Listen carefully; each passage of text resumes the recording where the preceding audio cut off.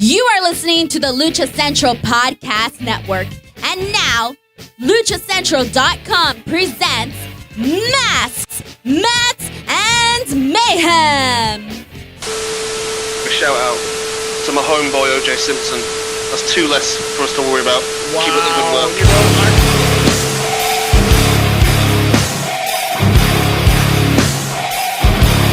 Welcome to another edition of Masks, Mats, and Mayhem. I am your host, Justin Outlaw Harvey, and you can find me on social media at JustinHarvey75. You can, in fact, find this entire show on social media at MMMshow75. I'm going to start off with the bad part of this past week. I'm sure this isn't news to anyone at this point, but one of the ECW originals, as they're called, New Jack, is Jerome Young, aka New Jack, is no longer with us, which is surprising in a lot of ways because it felt like he was starting to have more stuff going on. Like you're starting to see more stuff out of New Jack. He wasn't, off in hiding like a lot of these guys are just doing obscure events. His presence had been felt. He'd been doing some of the Vice stuff, and he had in a movie, wasn't he? Yeah, he had other like Hollywood projects coming up. I know Kleinrock, Kevin Kleinrock, our overlord at Mass Republic, was definitely hit hard by it. He had done a lot of stuff with New Jack in the past, as a lot of people have. And that's not to say that New Jack is some type of lovely human being by any stretch of the imagination. I count him in kind of the the DMX category of man, it is a shame.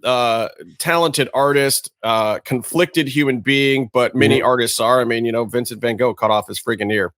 I don't personally expect my artists and performers to be saintly figures or to be deified or worshipped as some type of beacon in the night that we should be following. I think a lot of people get it twisted. It's like, yeah, these people might be famous, but that doesn't mean that they have bigger demons. Yeah, and a lot of them do. I mean, part of that's Charles what Barkley said. Part of that's what makes these people, good artists or makes them interesting to us as artists is that they aren't your heroes. New Jack was not your hero. The one thing I will say that sets him aside from, say, like recording artists and film stars is the fact that New Jack was real. Jerome Young was real. And that guy was every inch and thing of him was real. Some of the stories, okay, like we all do.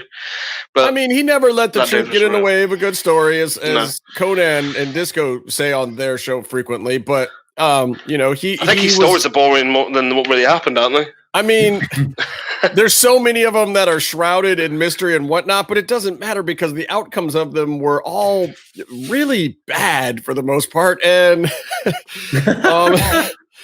and no one is denying that. And New Jack himself certainly didn't back down from a situation, and he certainly but you look at it, was a tough enough guy in real life. I mean, he was shoot tough.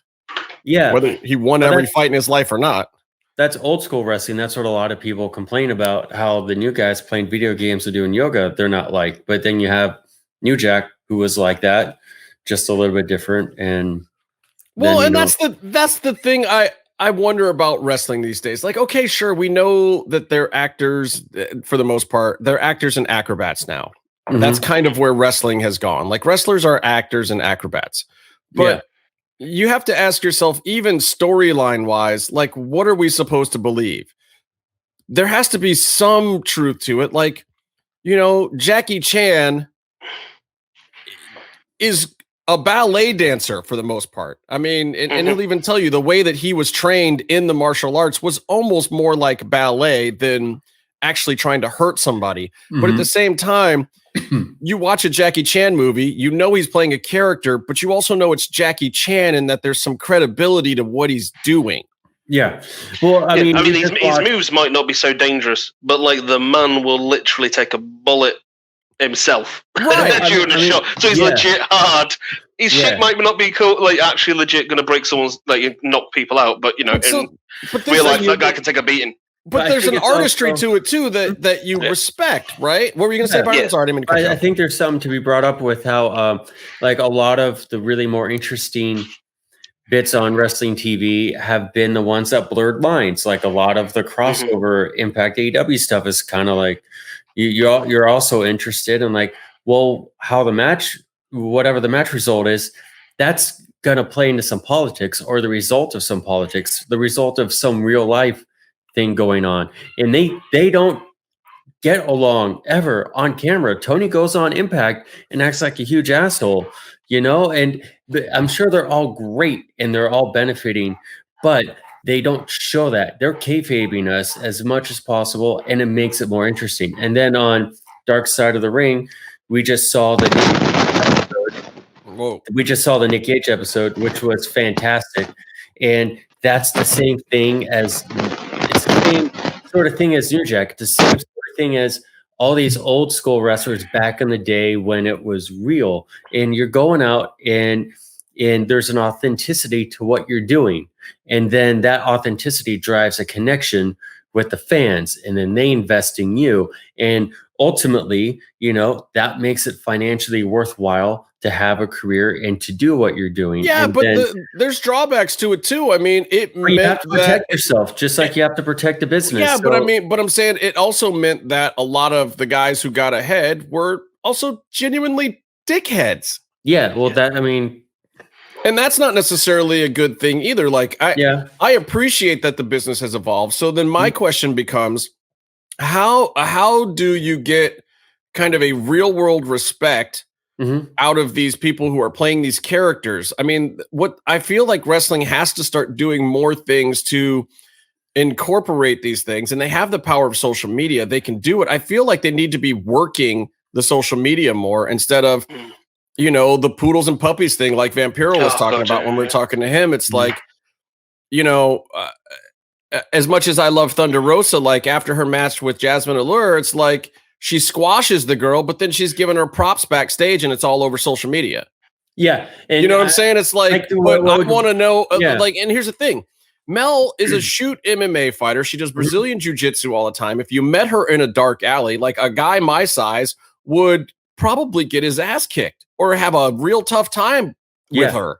Yeah, and so like, why are we not playing that up and playing into it a little bit more that she's this legit badass and not, exposing the business? I don't know. I'm trying to jump over you because you brought this match up, and this is one of the few matches and few wrestling things that I legit texted you about immediately, knowing how busy you were. I texted you immediately and it was a squash match, but there was something of interest in the match to me, which was sort of based on a real thing. And I know I like Jasmine Allure. I think she's I think she's a rising star. She's great. She's great, and she's in great hands too. She's Mission Pro, right? She's one of the She's one of Mel's girls. That's part of why she was congratulating her. But on the other hand, you need the story of the protege gets to face the mentor to make that kind of congratulatory moment afterwards work to me. Yeah. But what really interested me the most, which also would have given room for a rematch, even a rematch in Mission Pro, but at least it would have made me want to see these two performers that had no storyline do it again, was like Jasmine seemed to kind of mess up a little bit, and Thunder looked like she got a little bit mad, and like Jasmine definitely messed up the finish.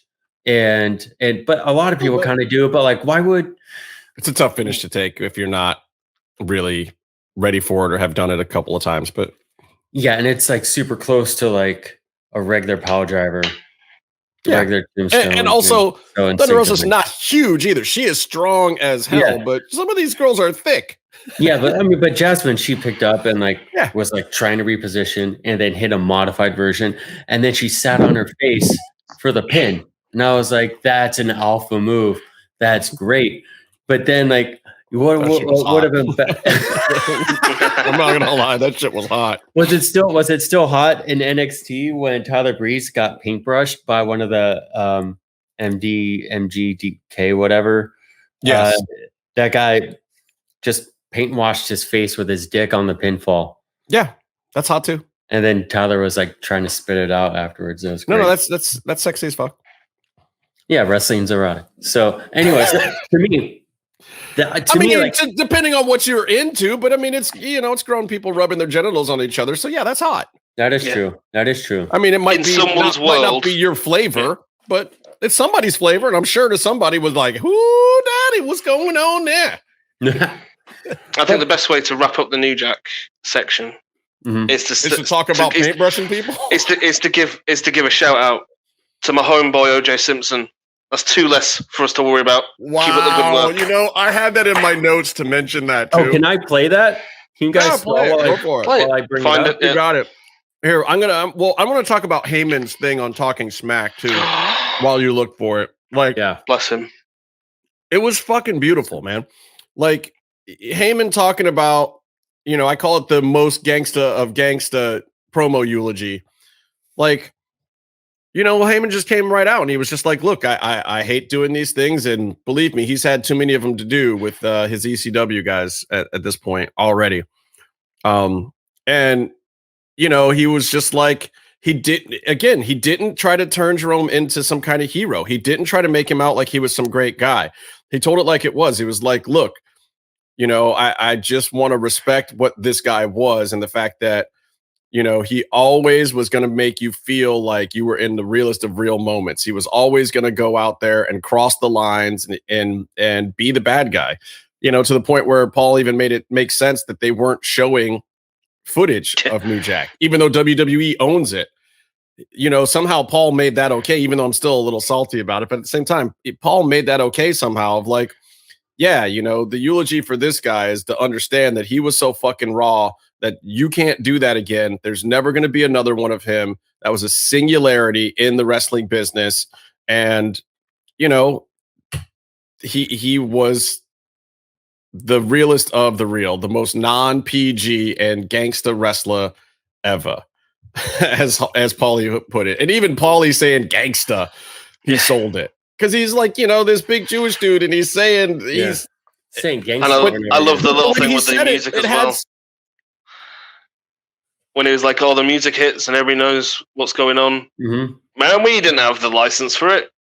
I think Justin's froze. Yeah, but that's the thing. Like, whatever happened, you knew you were getting all of New Jack. And you knew he was going to give you all of that back, so it's still my favorite thing in the world. Honestly, like there's these guys who come out to these big heavy metal tracks. One of the things I always wanted to see Cross do on the indies. I know it's a little bit, but it's been 20 odd years since New Jack did it. But I wanted to see someone on the indies just come out to some hardcore black metal, 7-minute long song and just fuck people up and then just leave. I love that. Well, Cross has done a little bit of that. Like in Mav Pro, he would come out to like, crazy tracks all the time. I think he came out to Bad Brains once and Gojira, and he's come out to a couple, like some heavier shit, more proggy stuff, because that's more what he likes, I think. But he's done that, but the ass whooping doesn't start until the music stops. I'd love to see him just go out and whoop music, whoop ass to the music the whole time. And I think that Cross almost wanted to do that. The red lights flashing. Yeah, you just seeing bodies flying. That's what I want from life. Is someone to do with metal. Was like it would do being at those matches, and I got to see New Jack 5 or 6 times in person, and that music hits, and you're just watching that shit, and it's like, I don't know, it's like a scene from a movie. It's not like a wrestling match, but it's got a soundtrack, and all the stuff is going off, and New Jack is, cheese grater is out within 30 seconds.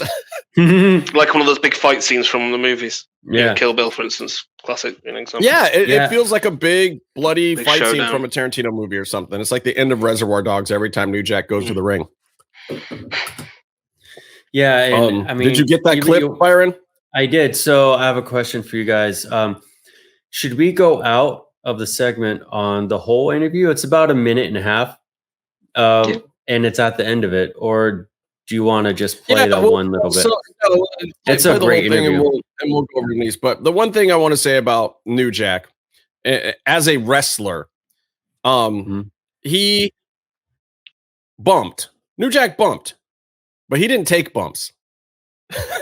New Jack bumped all the time, but New Jack did not take bumps very often. And if New Jack took a bump from you, you were a very special individual. And there's probably, 10 people that he ever took bumps for, but he would bump all the time. He'd do a table spot on himself. He would, and I'm not talking like he'll taking a trash can to the head or something, because he would take those all the time, but he wouldn't like back bump for you. He's not going to run the ropes and fall down for your lariat, But that's another thing. He would do those. Like you would have to hit him with 5 kendo sticks, and a lot of times he would just lean on the ropes.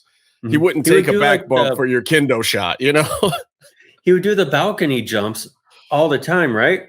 Oh yeah. And so if you're working a program with him, oh rad. But like if you're working a program with him, you're taking those and you're just taking them during the program. This is a guy who had to jump off the balcony every night. So that's why if you found an old jacket of his, you'd find something in the pocket. Like it's not. And a lot of people said that those table bumps that he took off the balcony were actually pretty easy to take, because a lot of times he was actually almost landing on his feet at the same time as the table. He wouldn't lay out flat. He would kind of come down like this, which was bad for him and his knees. I think he jacked up his knees a couple times doing that shit. But anyway, AKA New Jack, Jerome Young, the original gangsta, the real OG. Don't murder nobody in heaven. And don't try to crawl out of hell. He's chasing Mastranza around. My favorite tweet was this guy who has a picture of Dave Foley as his icon on Twitter. I don't know the name, Trevor or something. But it was like, New Jack is up in heaven murdering fools right now. Yeah, he's on that big scaffolding in the sky, throwing somebody all the way the fuck off right now. He found someone he still has a graduate. Yeah, if you see random people, if Balls Mahoney all of a sudden falls from the heavens, just because New Jack just threw him off a scaffolding up there. All right, so Byron, run this clip for us, and we'll be right back after that. And a little word from Denise Salcedo over in Lucha Central, telling us everything that's happening this week on the Lucha Central Podcast Network. The new tag team on the block of Smoky Mountain Wrestling. Impressive they are, the Gangstas. New Jack. Let me tell you something. 30 years ago, we would have been strung up in somebody's tree, getting hung for beating 2 white boys the way we just did. But now, you might want to come out here and put some belts on us, but the only belts we going to be wearing around here is a tag team belt. Let me tell you something. I don't like being up here. I was getting out of my car. I slipped and fell in some tobacco spit. And you know what I'm saying? Nothing but rednecks up here. Nothing but geeks up here. Nothing but coal miners up here. Chicken farmers, Klansmen. I don't like nobody but my partner. You understand? I don't care who you line up in front of me. I'm going to show you how bad New Jack and Mustafa is. You want to talk about violence? Violence to you might be putting somebody in a figure 4. Violence to me is taking a can of gas and pouring it on you and setting you on fire. Like me or not, I didn't come up here to be liked. I came up here to get paid. And whoever you put in front of me, I'm going to drop you down. I'd like to send a special shout out to my homeboy, O.J. Simpson. Keep up the good work, baby. 2 less we got to worry about. You understand? Keep up the good work. Louis Farrakhan will be the next president. Snoop Dogg, we know you're innocent. You called me last night. You understand? Get ready, Smoky Mountain, because we're going to set this place on fire. All right, fans, there they are. The team to be heard from in Smoky Mountain Wrestling. New Jack, Mustafa Saeed, the Gangstas. We'll be back right after this. Hey everyone, it's Denise Salcedo here in Lucha Central with a reminder of where and when to catch all of the great network content this week. Get the full lineup and listen to all of our shows in the podcast network section of luchacentral.com. Sundays on the Lucha Central Facebook page, world-traveled shooter of the camera kind, Jerry Villagrana goes mano a mano with a fellow photographer to throw down about some of their favorite photos they have taken at Lucha Libre events. Monday, Business of the Business returns as Mass Republic President Kevin Kleinrock takes you inside how your favorite Lucha Libre merchandise gets made. On Tuesdays, Mass Mats and Mayhem takes you inside the world of Lucha Underground as they take you weekly through the series with the benefit of hindsight and the benefit of special guests from the groundbreaking series. Check out the premiere video stream every Tuesday at 2 p.m. Pacific, 5 p.m. Eastern on the Lucha Central YouTube channel and at luchacentral.com. Then listen to it on your favorite podcast platform every Wednesday. Tuesday nights live, it's Wrestle Boss, where Fabi Chulo talks MMA and pro wrestling with special guests and listener call-ins. Visit WrestleBossLive.com Tuesday nights at 7 p.m. Pacific to listen live or call in with questions or download the show on podcast platforms on Wednesdays. Wednesday nights live on Facebook, it's Spanish show La Mesa de los Márgaros, giving you both the news and the chisme from around the lucha world. Special guests and a whole lot of fun make it one of the most talked about shows in Mexico. Thursdays, it's Straight Out of the Bodega with Papo Esco and PWR promoter Gabriel Ramirez as they have guests from throughout the wrestling world pull up to give an inside look into their careers. From indie standouts to television superstars, each week brings a new name and perspective.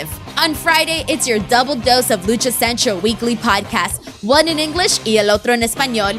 Lucha Central Weekly is where you'll find all the top stories of the week, both inside and out of the ring from Mexico and anywhere luchadores are in action across the globe. Be sure to subscribe and follow all your favorite Lucha Central Network series on your favorite podcast platforms, either by their own series name or subscribe to the Lucha Central Podcast Network show pages to get all of the shows in one easy feed. And please consider giving a rating to help more fans find the shows that you love. For now, this is Denise Salcedo signing off from Lucha Central Central. Have a great week. And we're back. Yeah, I don't know about that Miss Elizabeth thing. So what I wanted to talk about now I don't get it. Is let me look at my notes here. I have Redacted. Yeah, the redacted. Is it Ricochet? We'll talk about Ricochet in a second. But here's what I want to talk about. First of all, I want to say congrats to Dominic Mysterio and his paw, Ray. the old man, little Ray, who is my age, by the way. It's hard to even imagine that he's got a grown ass son, but because Ray's like a year older than me or something, or maybe not even. Maybe Ray might even be younger than me. Jesus Christ. Ray's niece though are probably about half your age. No, 4 times my age. You mean his knees? He went to Mexico and got new ones. Oh, well, that's true. Yeah, like stem cells put in there. Better than those old cortisone injected ones. Yeah, Ray is 6 months older than me. That's it. Wow. 6 months. We're both 46 years old. And Dom is like, yeah. I don't know, he might actually be 24. He's early 20s. But congratulations to them. They're the first father-son tag team champs in WWE, which is actually kind of cool. How did they beat out the McMahons? Yeah. Isn't that crazy? Well, because I think when Vince would have probably done that, Stephanie was his favorite, clearly, at that point in time. And Shane was kind of in and out of the business at that time. I think it's still that way. It's still that way. But also, like, but Shane bounces around to different parts of the business. He's in and out of the TV side of the business, but he seems to be staying a lot more involved in other aspects these days. So, I mean, I don't know. I would love to believe that we're going to find out someday that Shane McMahon secretly just hated everything that his dad did. And when his dad is gone, he's going to actually get involved and do cool stuff. Yeah, but he's already muscled out. And that he just won't mess with his dad. No, I mean, I don't think it would take muscle to get back in. I think that they would welcome him back in after Vince was gone, just because they're going to need the help at the leadership level. Yeah. And it's not going to diminish anybody else's power. It's not going to diminish Paul or Stephanie or any of those guys. I mean, I don't think anybody who's there that has power the day that Vince dies is going to lose any power. I don't think there's going to be a big power shift other than the fact that Vince is not going to be sitting at Gorilla writing the worst storylines of the night. Kevin anymore. Dunn? Well, you know. Kevin Dunn? But with the fucking teeth. That guy sucks. Yeah. Let's. Hey, do we have enough? Do we have enough fans having epileptic seizures? Let's add some more cuts in the show. Wow. Shake the cameras. But yeah, I thought that was very interesting and exciting. Couple other things with Backlash that I liked. I like the Usos. They're great. I didn't used to like the Usos very much, but come on. But I always felt like the reason I didn't like the Usos is because I wanted them to be in New Japan. I wanted them to be somewhere else. That's why I didn't like the Usos, because they were getting, stuck in feuds with, Breezango and like they were getting stuck in these ridiculous feuds for forever. It was like every now and then them in the New Day was kind of interesting, but it was funny. They both made each other feel beneath each other. Yeah, go for it. Yeah. What do you think? I'm going to keep talking. Sorry. It's like they both. I don't know. I always just felt like, damn, the Usos are actually good and could be entertaining. And when they started doing the Uso penitentiary thing, I actually kind of liked that gimmick a little bit too. But they didn't do anything with it. They just let these guys, wear white shoes and act tough. But then they didn't really. What is the first one-ish? What is that? I need to know what this phrase is. What? Day one-ish, dude. Day one-ish. Get with oh my God, Meef. They're on I'm a white guy from England. Come on. Okay, Boomer. You can't write that shit on down a t-shirt. Down from day one shit, yo. Like we've been down since the beginning. Like we've been true since the start. You got to cracker it up a bit for Meef. He's not like us. And that's just them cleaning it up for TV. Day one-ish, yo. Yeah. I really felt like, and there was this promo they cut when they switched to that version of the gimmick, where I thought this is it. These guys found themselves. That's awesome, what I'm saying. Right? And then it just never went anywhere. Well, it was still a good gimmick shift. Yeah.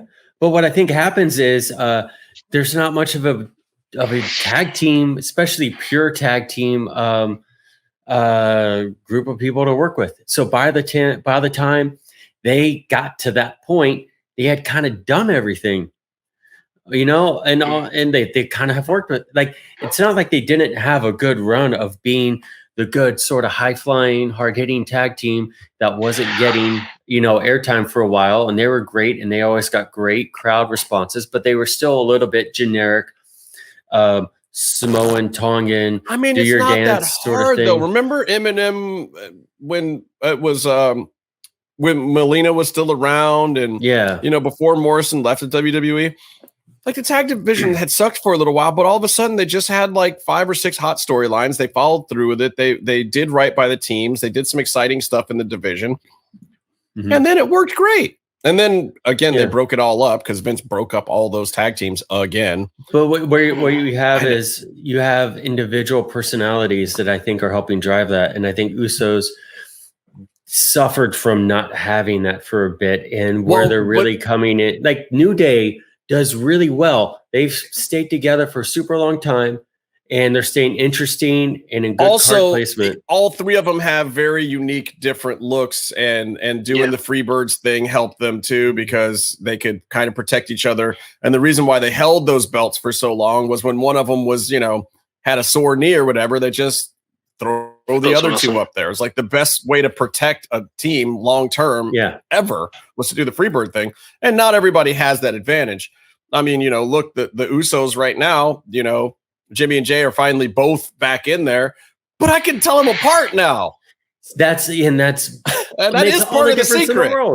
I still can't tell FTR apart, and they're completely different looking guys, and I still don't know which one is Dash Cax or Dash or whatever the fuck their names are. And I like them as a team. One of them's a hardwood. Dash Cast Hardwood. No, I don't know. 100%. I've watched them wrestle 130 times, and I still don't know which one is which or what their fucking names are. They say them every time I watch those guys, and I still don't know. That's not a good thing. It doesn't matter. One from the other doesn't matter. Whereas now with the Usos, they're still wearing, in fact, even Roman's wearing the same outfit. They all wear the same shirt with the same font, but different words. And they have slightly different haircuts. But now it's like, one likes to be this, the right hand man. One is the lackey that's thriving, and the other is the one with the pride and the sense of family conflict. And now you're like, well, and it just extends Roman getting a chance to continue feuding with his cousins if he wants to. Yeah, he's getting all his boys in the spotlight, and it's working great. Yeah, who should be in the main event? How about me and my cousin? And then now, how about me and my other cousin? Yeah. And how about me and my third cousin? I mean, go make us some more T-shirts. Yeah, Well, I said he's going to be feuding with Tamina. What's that mean? And someone put up a tweet, and I was just like, thought they should, the Rock situation, because it's going to go there somewhere, I imagine, was like, you need a dark room with a table in it. Some, I don't know, some Samoan shit, decorating the room, like a nice hardwood table. And Roman goes walking up, sits on his little head of the table chair, and is like, yeah. And then the Rock just comes out of the darkness and goes, I think you're in the wrong seat. No, see, you know what you do? You have that table, Roman sits down, Heyman comes in, and they start having a meeting, and then the chair at the other end of the table turns around, and the Rock's in, and is that's the foot of the table. Yeah, there we go. Even better. Dude, and then WrestleMania 10 million, Rock versus Reigns. Man, that should totally happen. Come on. That's just money. Even The Rock could make $10 million off of that. Yeah, but then you're going to have cars all ringside, and Jason Statham's going to run up, and Vin Diesel's going to be in the audience. I know, and then the submarine will break through the ice and smash half the crowd, but then a monster truck will jump over that on fire. And they'll do half the match on the space station. It's fine. And Vin Diesel will come in and be like, I should have been in the main event. I am main event. Vin Diesel's going to try and act all tough like he's a badass till he stands next to one wrestler and he looks like a child. You know what's funny? You'll watch Boiler Room and you're like, oh, that's Vin Diesel. He looks the same, except he has a button up, so he's a nerd. Oh, no, man. No. See, Vin Diesel looks the same everywhere around here, but in here, there's 5 extra Vin Diesels now. And he's really trying to hide it, but he has this chin thing that starts here and goes. I mean, it's bad, he needs a hipster beard. He looks like that junk trader in the last Star Wars series on Rey's planet. I'm sorry, it's bad. I feel bad for the guy. The other thing I didn't watch all of Backlash, but the other thing that I thought it was awesome that Lashley retained. Because I thought that they were trying to shenanigan it, but they did shenanigan it. It was a horrible finish, but at least it was in Lashley's favor. At least they left the fucking belt on Lashley, because it would have been stupid to take it off of him right now. He's got so much heat. He's great as the champion. They just need to actually give him a feud now. Give him some real matches. This was garbage. This was stupid. Yeah. And I love Braun. First of all, there's no earthly reason why anyone should be kicking out of Braun Strowman's senton. No. He will cave your chest in. And he did. I mean, I don't know if Braun doesn't know how to do a senton, or if he was legit trying to hurt somebody, or that was just him sending in heat, working stiff. I don't know. But he looked like he caved that man's chest in.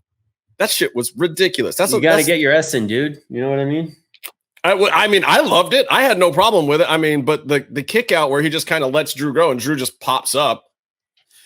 It was like Drew almost did a kip up out of the fucking senton, and it looked like his chest got caved through the concrete. Anyway, yeah, that's a thing that I really, really appreciate about the Bucks and how they structure a lot of their better tag matches. When you have the equivalent of Braun squishing a human being, they don't really rely on a kick out. Yeah, someone breaking it up. Yeah, that should have been a broken up pin. That should have been a broken up pinfall. But I mean, business. The whole thing, it just felt like bad agenting. It felt like a bad match layout.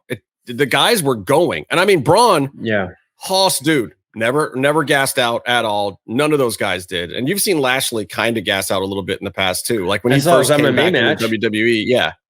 That's a lot of muscle. His first win. Braun's a big boy. So's Drew, for that matter. And they all kept going. They had a good match. I just the last 5 minutes, 5-6 minutes of it were just really poorly done. The details, that's what it always falls down. Even the suplex spot on Braun was amazing. Like Lashley did most of the work too. Drew was looking over at Lashley like, can we let him down now? Can we let him down now?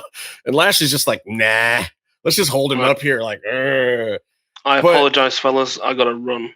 Okay. Meef. I had to come and say goodbye to New Jack. Sir, yes, sir. Do you have anything else to say about anything? Can we do the Ricochet thing for 30 seconds? All right. Oh, yeah. Because you probably have. Anyway, yeah. So Io Shirai, second language is English. And she's better at promos than Ricochet, who's a chump. So Ricochet was taught, for everyone who's listening and watching, doesn't know what happened. Ricochet posted something like, I'm the best high flyer in response to a WWE putting up a graphic asking for high flyers. And of course, what do you expect? But then someone replied, blah, blah, blah. There's other types of high flyers. And he says, I could do it all the best. And someone goes, okay, but I think Io Shirai is really great too. She's the best at what she does. And then Ricochet said, I'm not saying she's not amazing. She 100% is, but I could do everything she can, probably even better. She can't do what I'm capable of, maybe not even half. And then the internet erupted, and then you have lots of other matches like this one that's highlighted. She can win matches on TV, which, to be fair, is something that Ricochet hasn't been good at for a while. Come on. He's good at sitting in the catering. Been happy to be there. Listen, if we're talking about the actual statement, this guy, Ricochet, saying, look, I'm one of the most badass high flyers out there. Some internet troll is like, yeah, but what about Io Shirai? And he's like, what? You're comparing me to Io Shirai? Like, she can do half of what I can do. And I can do all of that stuff that she does. And I can do more. And I do it better. Is that an incorrect statement? I think so, and I could get into it, but I want Meef to. How is that an incorrect statement? I mean, look, I have plenty of issues with Ricochet, but I will say that he is in the top 5% of high flyers out there right now. Well, my argument would be, and Io Shirai that's really good because his original statement was pretty much, I think I'm the best high flyer, blah blah blah, and it's like, sweet. And I'm unique. I'm the one and only. Only I can do what I can do. And I was like, that's amazing. How is that going for your career? Well, and I don't dispute that. I don't dispute that. And you're really good at something that no one's interested in. But I also don't think that that's what he's saying. Yeah. I think he's saying, like, if you're talking about matching her skills with my skills, you're kidding yourself. Like, she's really good. He acknowledges that she's really good. But at the same time, she's not Ricochet. I think she's smart enough to work a match that people care about, which is why she doesn't do the moonsault double stomp. She doesn't do a lot of the stuff she was doing in the past because she works with her opponents and does stuff in the format that people care about. And he does not in WWE. And to his defense, like, first of all, when he was Puma, outstanding. New Japan stuff was outstanding. And he still, I think it's objectively, you could say he's one of the best wrestlers in general with what they're capable of in the ring. But he has not been able to make people care enough to be able to do it. Well, they cared in Lucha Underground, and here's what I'm going to say. And Chavo was the agent for most of those matches, by the way. His stuff on Lucha Underground was amazing. Yeah, because Chavo reined him in and controlled it, and Trevor listened. I don't like. No offense to Chavo or Ricochet, but I'm saying if Chavo and Ricochet can get together and lay out a great match, why is WWE not capable of doing that with him? If they can find a way to make him a superstar at a smaller promotion like Lucha Underground, find the way to take this guy and make him huge out of nowhere. I mean, not out of nowhere. He had stuff going on, especially internationally, but still, if they can do that. But what I'm saying is, why can't WWE take a guy who can flip out of the ring and land on his feet, who can do all these amazing things, who has this great skill set? Why can't they find a way to make him? I don't care if he's stupid. I get that he's a dumbass. I get that the guy is not the sharpest fucking knife in the drawer. I get that he can't cut a promo. You find a way around it. I don't think that's true. I don't think it's true. He can't cut a promo. First of all, we see him say at least a sentence and a word on Lucha Underground this week. right? Yeah, but Right. even look at this thing he did with when he stole the hat and thing from Sheamus. He completely fluffed it. He looked like a right twat trying to do it. It's hilarious. Anyway, I'm going to go. I love you both. All right, brother. Goodbye. I just think that he's still here. Why is he still here? Because he hasn't clicked the button yet. So I just think that. But to your question, they can make Ricochet a star. He was a star in NXT. They made it work. They made everything he did mattered. He did. I don't know if everything he did in NXT mattered. I mean, I think they started to get somewhere with him enough that it was worth calling him up. But like the flippy stuff that he was doing, all of like his arsenal and what he brought to the table mattered. And you watch one of his matches, you're like, I'm going to see something I haven't seen before, and it was great. But they don't do that up on the big stage anymore. Look, there's too much WWE. Part of the problem is this: you need to take away 205 Live. You need to fold some of that back into NXT, or you make it be the top of the hour after the first hour of Raw every week. You put Ricochet in there. You let Ricochet do what the Luchadors did in WCW. Yeah. You make him the showcase entertainment thing that no one ever complained about, except maybe the boys in the back, like, oh, why are the mask guys getting so much time again when I could be cutting a promo about my muscles? Whatever. Let them do that. But WWE is missing that boat. They missed it with Andrade. They're missing it with Kalisto. They're missing it with all these guys. And I think Ricochet, as much as he's not really a luchador, he fits into that realm of these mid-sized guys that are great flyers. They're great in-ring competitors. Some of them are even legit tough guys, and they just can't figure out what to do with them. Yeah, he can't do the sketches that you do on Raw in between matches. But they have Elias wrestle once like every 2 months, and the guy is still over. But like you can't find gimmicks for these guys that they can work a little bit so that they can just be solid team players like Elias. Yeah, I mean, I don't know. Ricochet was great as just the resident superhero. He comes in with his outfit, with his intro, and he does crazy stuff. I think they need to go the other way. I think they need to make him the nerd. I think you take what the guy has going on. You play the character. I think you play him as the nerd. You play him walking around backstage trying to get in good with Hurt Business. You trying to get in good with Miz and Morrison. Like not like Jonathan Coachman style, but like Ricochet style, like the country boy from Paducah that he is. Yeah. Play him that way. I guess. I see how that works in this case, but I'm just tired of WWE taking the dignity away from their performers. And so I would prefer to try the opposite route, especially with a guy like him who had so much class and dignity to his reputation as a performer until he got called up from NXT. And it's a shame what they're doing, but also like he's also really stupid about how he handles a lot of stuff. And like this I think he was socially an idiot, but I also don't think his statement was incorrect. I think it was a great thing to say because it got attention and everyone gave a shit about it. And he shouldn't have pulled it down. He pulled down the tweet, right? I think he's wrong, and I want to tell him he's wrong. And this is the most I've thought about Ricochet in a long time. Why throw it away? I mean, I wouldn't like these days. Why even bother deleting the tweets? Like John Jones used to do that shit too. And it's just like, bro, just leave it up. I mean, controversy creates cash and it's already up there. It's screenshotted. It's out there already. Why even bother to pull it down? I will say, unless you're trying to be respectful by pulling it down and saying, okay, I shouldn't have said that. But, and again, I don't think he was dissing specifically on Io Shirai. I don't think he was trying to say anything negative about her. I think he was trying to say that she's great and I have more skill than her. He just opened himself up. Which means I'm even greater. He opened himself up to get dunked on. And that type of bravado definitely did not match up with him, with his and if he was smart, he would have just healed out and started going back at the trolls. Yeah. Right? Like, it's all about engagement on social media. Just fire back at them, or at least one or two of them, and then don't justify the rest. Like, just enough to, like, put your foot down. Like, no, bitch, you tell me, like, who's going to win in a match with me and Io Shirai, all things being equal. Like, you really think she beats me? Watch my next match and tell me what in there Io could do.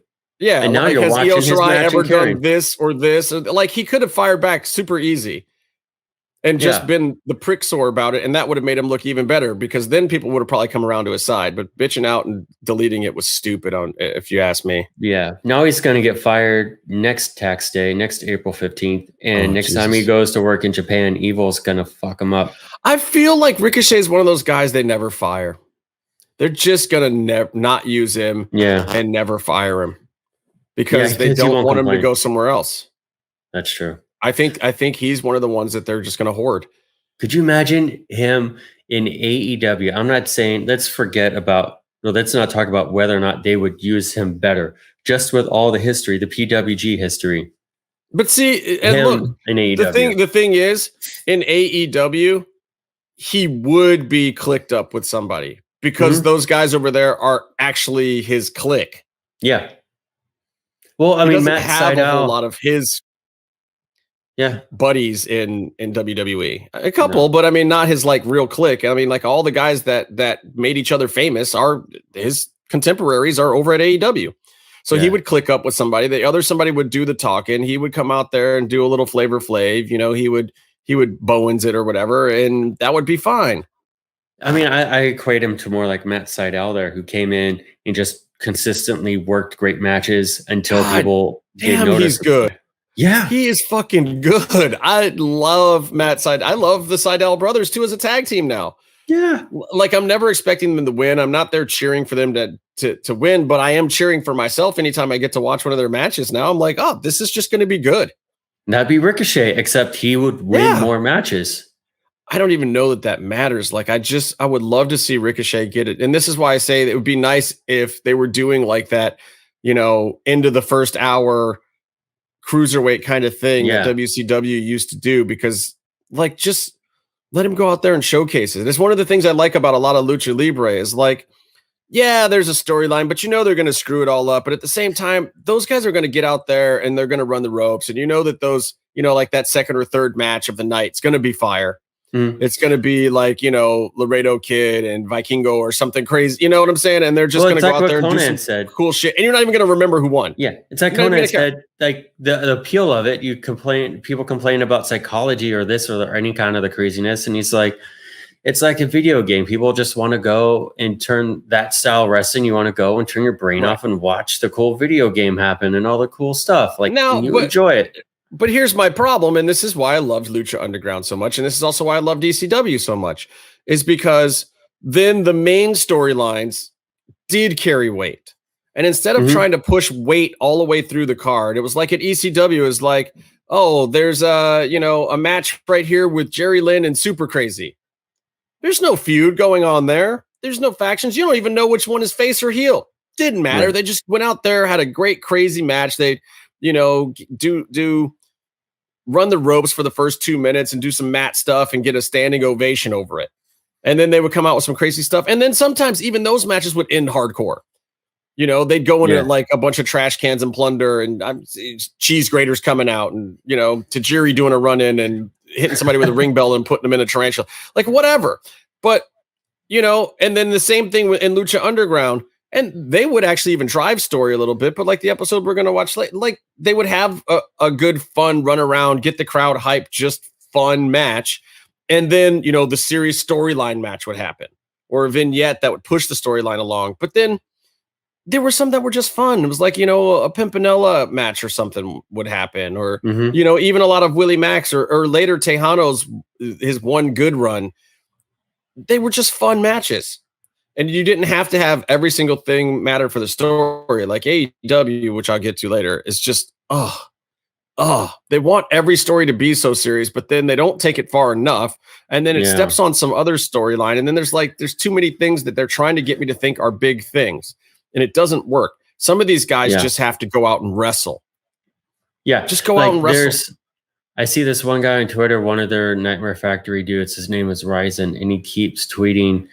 I think he's friends with a lot of Marty, keeps liking it. So that's why it pops up. But like, you know, I'm not going to wait. I'm going to take what's mine. I know I'm working too hard, blah, blah, blah, blah, success, blah, blah, blah. And it's like, listen, isn't Marty man, wrestling him tonight?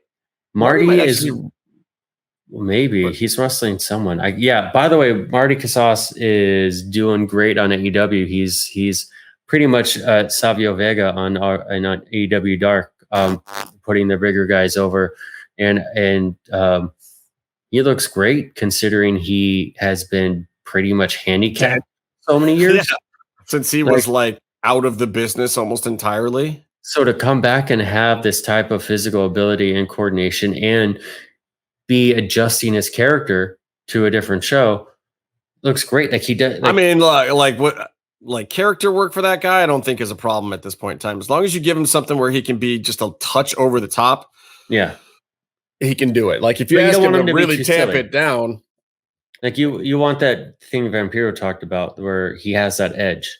Yeah, but I mean that's on the writers too. It's like they found that edge for him in Lucha Underground. Like the Marty that he did when he first came out was exactly the Marty they asked for. Mm-hmm. So if they had wanted something else, they should have asked for something else. Yes, he gave them exactly what they wanted. And when they morphed it and made the character more intense, that was the writers naturally learning it more than him. Yeah, and Marty wasn't in the back lobbying for what he wanted to do or how he wanted to change the character. He's not that guy. He was like, "Oh, you want me to do it that way now? Cool, I can do that. This will be fun. Let me go mess with Melissa." But he did talk to him. He did talk to Vampiro about how can I make myself better positioned for success up the card. It's like, well, you got to be less of a joke. But he's a big guy and he's bulky in all the right spots. I think if he's going to continue in AEW, he should do well as one of their heavyweights. I think. Yeah, I think so too. And Marty's a great guy. That's my champ. Yeah. And I'm glad to see him doing it. Like I actually, I hope that he sticks around there or that he gets other big opportunities. I don't know that he's contracted. I think his Nightmare Factory time is up for what it was supposed to be. I don't know if he's going to continue doing that. Oh, yeah. He was doing that run and then his fiance came out for like the last week of it. And I think he just went home because they're getting married. Also, we want to send a big shout out from the MMMshow to Marty Casas for getting married. Congratulations. Nothing ever goes wrong from that. Happy for you. Just don't stick your wet chonies in her hand, dude. That's all I'm saying. Anyway, let's take a quick break, Byron. Let's come back and let's talk about this week's Lucha Underground Rewind, a Bird of War, which would make you think that it was an episode all about Phoenix, wouldn't it?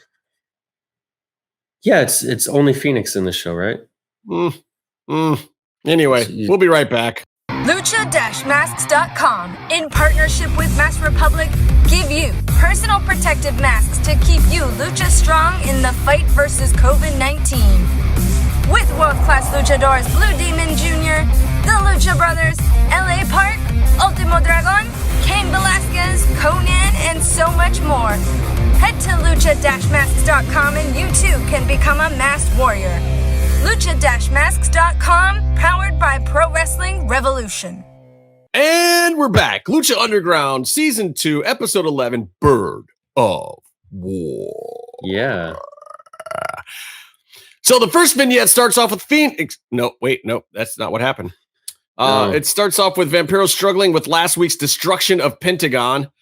Dario threatens him with a similar fate if Ian, Pentagon, Maestro, or whatever puts his hands on him. Why? I forgot to throw Io Shirai up. I forgot. But we're not in that segment anymore. So but you've missed the opportunity. So why do it now? Why not do it at the end of the episode or not in the middle of another thing? The Queen of the Sky, because I'm forgetful and impulsive. Oh my God. Bird of War. This is what I deal with. Casey, where are you? Help me, Obi-Wan Casey. You're my only hope. Wait, am I supposed to throw to Casey at some point? Did he record something for this episode? He did a Vader figure review. So okay, we'll Vader. And this is a dope Vader. Wait, you're going to steal his thunder before we even introduce his segment? Oh, watch this. He's going to break someone's back and powerbomb some guy who has a day job. Casey is going to be so mad at you. Yeah, did Casey give us instructions of how we're supposed to throw to his segment? It's a complete package, so it has its own intro. So maybe I'll just throw it in the beginning. Who knows? It's all a mystery. We'll find out tonight when the show airs. You have to intro my clip by saying Nabes and doing the free bird. Oh, No. That's next week when he does the Michael PSA's figure. Oh, that's for next week's show. Well, it gives everyone something to look forward to. Is that Nabes? Is it Spanish? Why is PSA speaking Spanish? I don't know, but Byron, I think you should throw Casey in right here. Why? Because that's the spot for it, right? Here.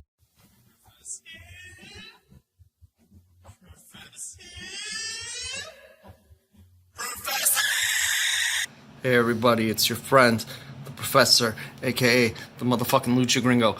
I am here to talk to you about this amazing Vader figure. What time is it? It's Vader time, bitches. Alright, check this out. Check out Big Leon in his face here. Check out these new Vader hands. A little incorrect time period. He didn't do the Vader pose all the time then, but I think it looks kind of dope. I think there's some instances of him doing it with this attire. He's got the thunderbolts. He's fat with little skinny feet like the real guy. For those of you that want us to show you them feet, Byron. So anyway, Vader, he comes with the Mastodon helmet. Look at that. Okay, first of all, this is probably the most gangsta accessory ever made in professional wrestling figures, all right? So check it out. Come on. The only thing it's missing is spitting smoke, okay? So I'm going to show you some of the alternate looks in just a moment.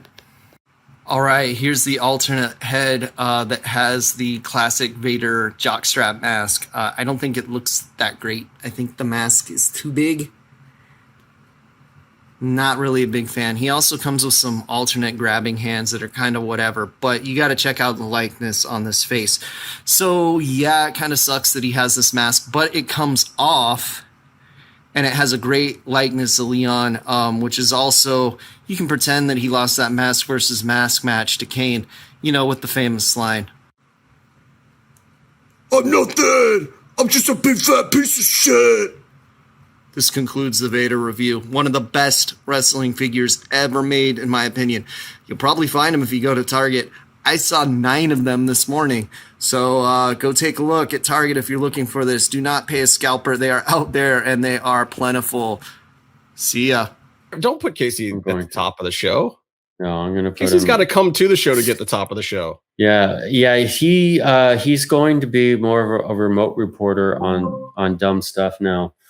Because he is spending most of his time burning through Wi-Fi and locking his door at home because he lives with his parents. He's basically effectively quit the show. It's fine, which is what he's been wanting to do, but he doesn't want us to be super duper mad at him, so he hasn't completely quit the show. So he'll still give us 5 minutes of his valuable time every week. Tweet him at Luchagringo and ask him about his contractual status. I mean, dude, there was only so many times that Kevin Kleinrock could piss him off that he wasn't going to actually quit the show. Enough action figures late in the mail and the show getting posted wrong and Kleinrock he got a free ball shaver. Getting us ball shavers, but then taking them away, like all that stuff, man. Casey just, but see, I'm not saying Casey's right. I'm saying Casey doesn't buy it. I don't hate Kleinrock. I hate Kleinrock's grilled cheese, but I don't hate him.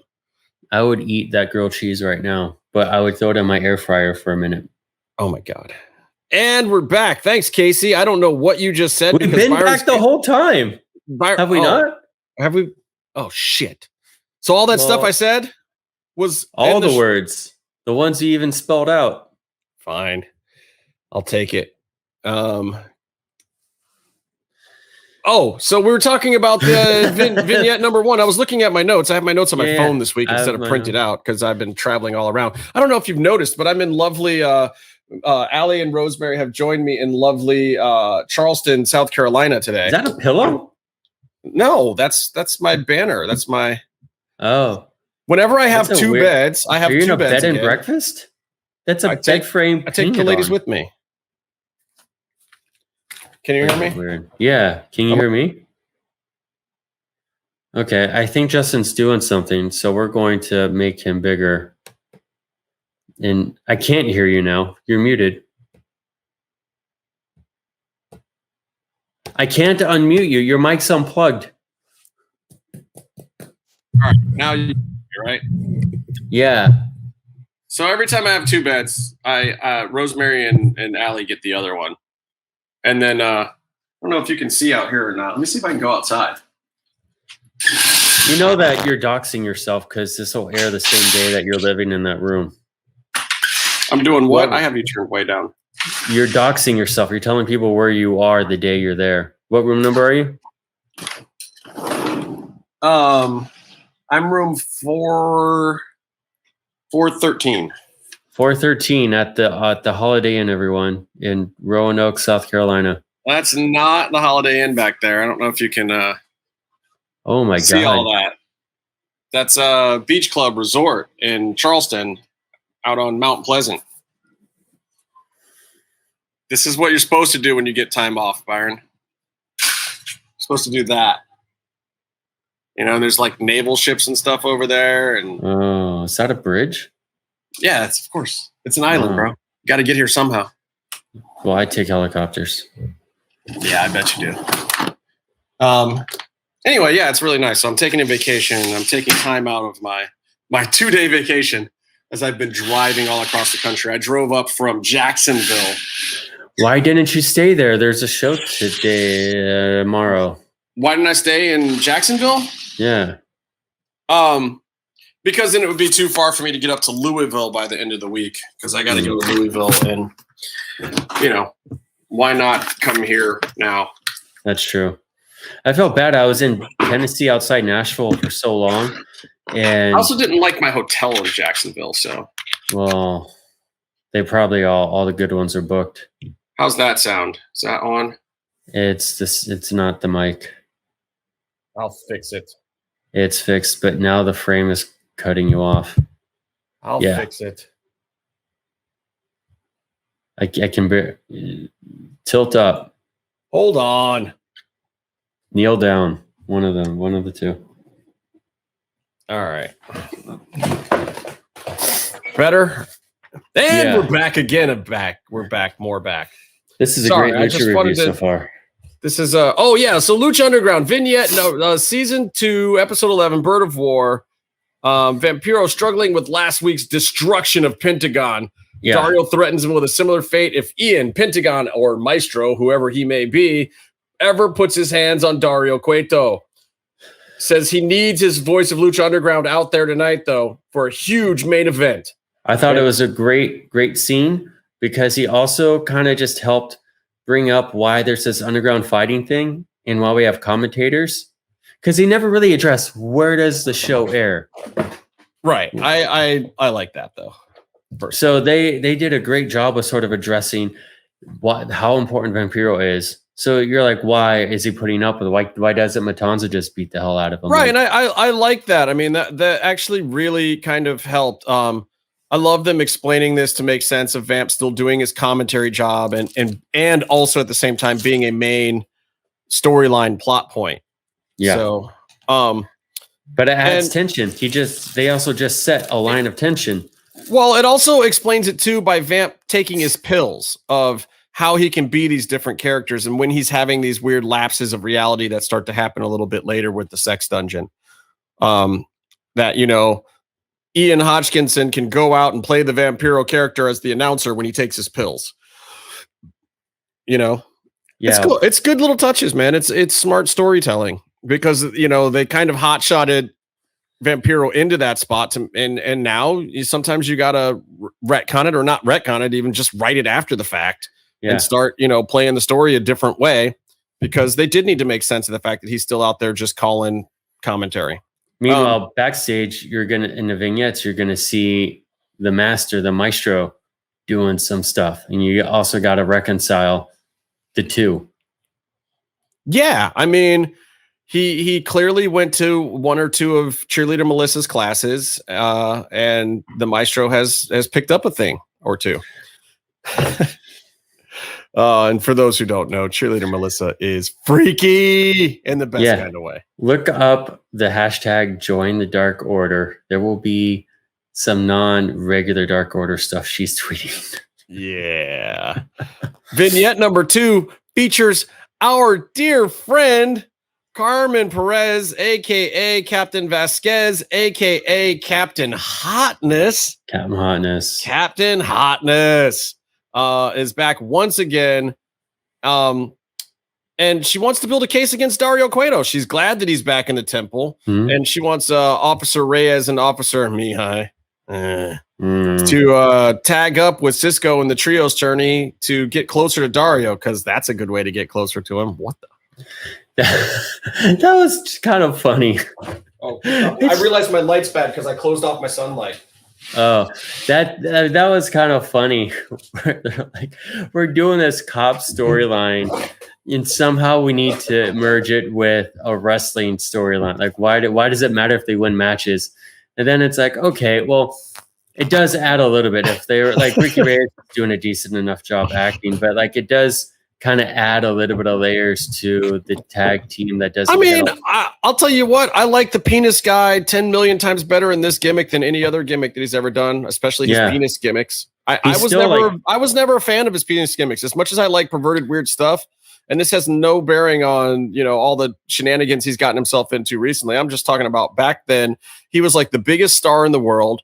And I didn't have anything against it necessarily, but it wasn't my cup of tea. It wasn't kitschy or that funny to me. It was like, oh yeah, he flips people on his back with his dick. Okay, I get it.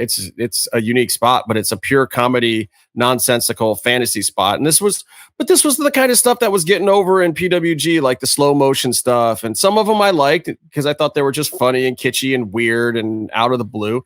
And maybe even his gimmick the first couple of times, but the 15th time you see him twist his torso and dick flip somebody, like, I'm over it. Like, I get it. Yeah. It was funny. It's a gimmick, whatever. But like, you would not believe how much money that guy was making that year. He was making like WWE money on the indies that year. He was headlining. He bought a house everywhere. He bought a cool like 2-bedroom house in like, 50 miles outside of proper LA or something. Yeah. And I mean, this dude was finding like headlining on Wednesday nights places and making piles of money. Like, he was getting 4 days a week. He was wrestling more than the WWE guys that year.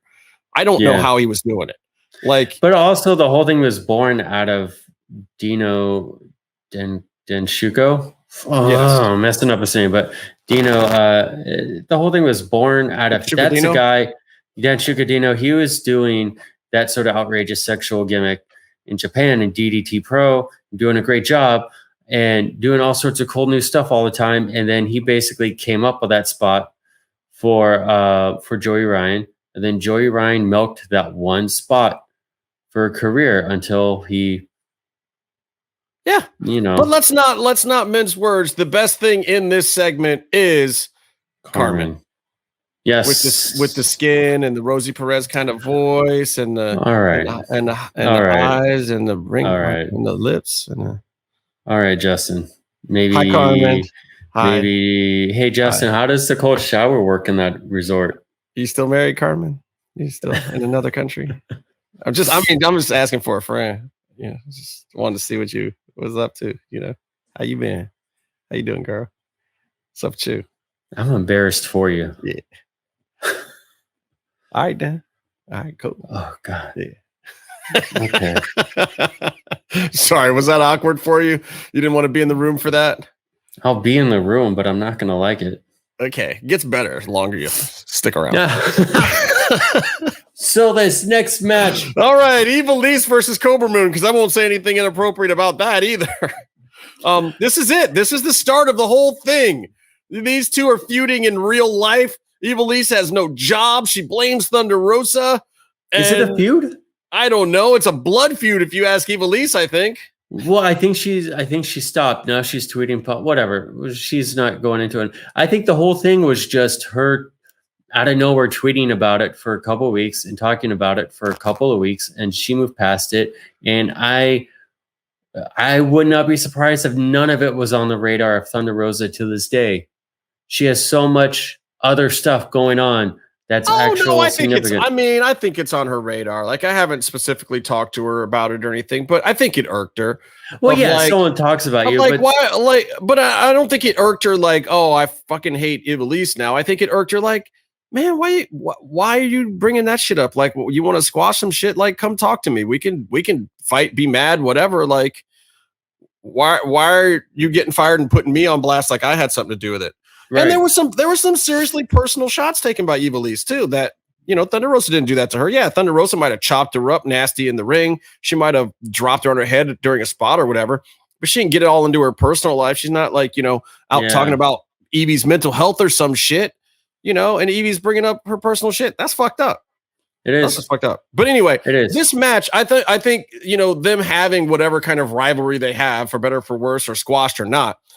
It's funny because you go back to this match and there's a couple of interesting things. First of all, Evie is leading this match. Mm-hmm. The last time we saw them in the ring, that was not the case anymore. And I think that's part of where you see this anger from Ivelisse. In this match, Thunder Rosa, Cobra Moon, is completely green. But she's actually doing some impressive stuff. Now, at the time, we were really impressed with her. She's getting into the character. She's doing all this slithering around the ring, and hissing, and she's doing a moveset that was not her normal moveset that was created specifically for the character. Also, her butt looked really good in that suit, finally, after they fixed all the wardrobe stuff. And it did. I'm not going to lie. That's half of where the pop was coming from the crowd, and Evie didn't look bad either. This was when Evie first started using the silver overlay pants or whatever, which looked good. I mean, she was. No, she knows. Evie was thick at the time, but it was the right kind of thick. So that you got two super hot women who are both really talented in-ring performers, and they're going at it for the first time. And clearly Mel was a lot greener at the time, but Evie throws Mel like during this arm drag. She throws Thunder Rosa, like throws her. She doesn't put her down. She doesn't drop her. She doesn't back bump her. She throws her. And if she had come down even just a fraction more to the left, her elbow was broken. And it was brutal. And then they both started going at it. And you see the beginnings of whatever the issue they have in this first match. Evie was leading and Evie was giving her the business a little bit. But she wasn't breaking her in with, hard chops and stiff moves. Mel was fighting back with those. But it felt like a little bit of a shoot here in a couple of spots. And even the first half was a bit clunky. Yeah. Yeah. But I think it was clunky more because Evie was trying to work her over. And then TR started resisting it, saying like, no, I don't think we're going to play this that way. And she's a feisty chick, and she's not going to take that for very long. And even when she put in the like anaconda style tarantula in the rope corner thing, which was like, that was an impressive move. And it was like, okay, you're supposedly green as hell. Where are you pulling this stuff out? And I don't think any of us knew at the time that Thunder Rosa had actually wrestled with some of the Japanese girls before then. Very quickly we learned that she this was like just only come back from Stardom match or whatever. Did she she did the Stardom tour, and that's how she got seen. Yes. So she had just done that, and this is one of the moves she had brought from that. Yeah. And it was great. It looked awesome. Totally sick move. Evie wins this match with a pretty sloppy Code Red Sunset flippy powerbomb-y deal. I liked it though. It sent a message and it worked. It was a little loose. It still hit hard at the end, but it wasn't smooth. I liked it though, and I really liked the Cobra Moon character. Every spot where you would have expected her to be running the ropes, instead she would do some slither thing or some snake thing, and it really sold the character. Like, this was when everybody was like, "Oh yeah, that chick's green, but we'll watch her because it's unique, it's different." So again, kudos to the writers and the agents because they made Thunder Rosa right here. Yeah, people really bought into the character, and I think you begin to hear from fans the clap, clap, hiss thing, clap, clap. Well, I don't know if you heard the clap, clap, hiss here, but I think this is where it started because of how Thunder Rosa was doing the hiss herself. Yeah, and people really bought into that. It's great. People bought into the character. Here's this wrestler who's really just a NorCal indie wrestler, by the way. And not a lot of people knew about her. She was obviously green, and and to Evie's credit, Evie was looking at her and treating her that way because that's what she was. It was like an indie wrestler with a couple of matches in her mind coming up against her, and she's had time in WWE and here and that and the other thing. And she's supposed to be this big star and former champ for Lucha Underground, this, that, the other thing. So it's, I get it. She's the made guy, and TR wasn't at the time. But at the same time, kudos to the writers. Something about the way they presented that character. And then I'm glad I got to meet her and Brian, later, because it was just like, oh no, like I really want to cheer for this girl now. She's great. And, and then 4 years later, she's like a great friend of mine, but it's kind of funny to go back and watch these matches and be like, I didn't know what to make of her back then other than it was a cool gimmick, but that's what sold it. It was a cool gimmick. And there is something need to do that shit. Let's make more cool gimmicks, people. Yeah.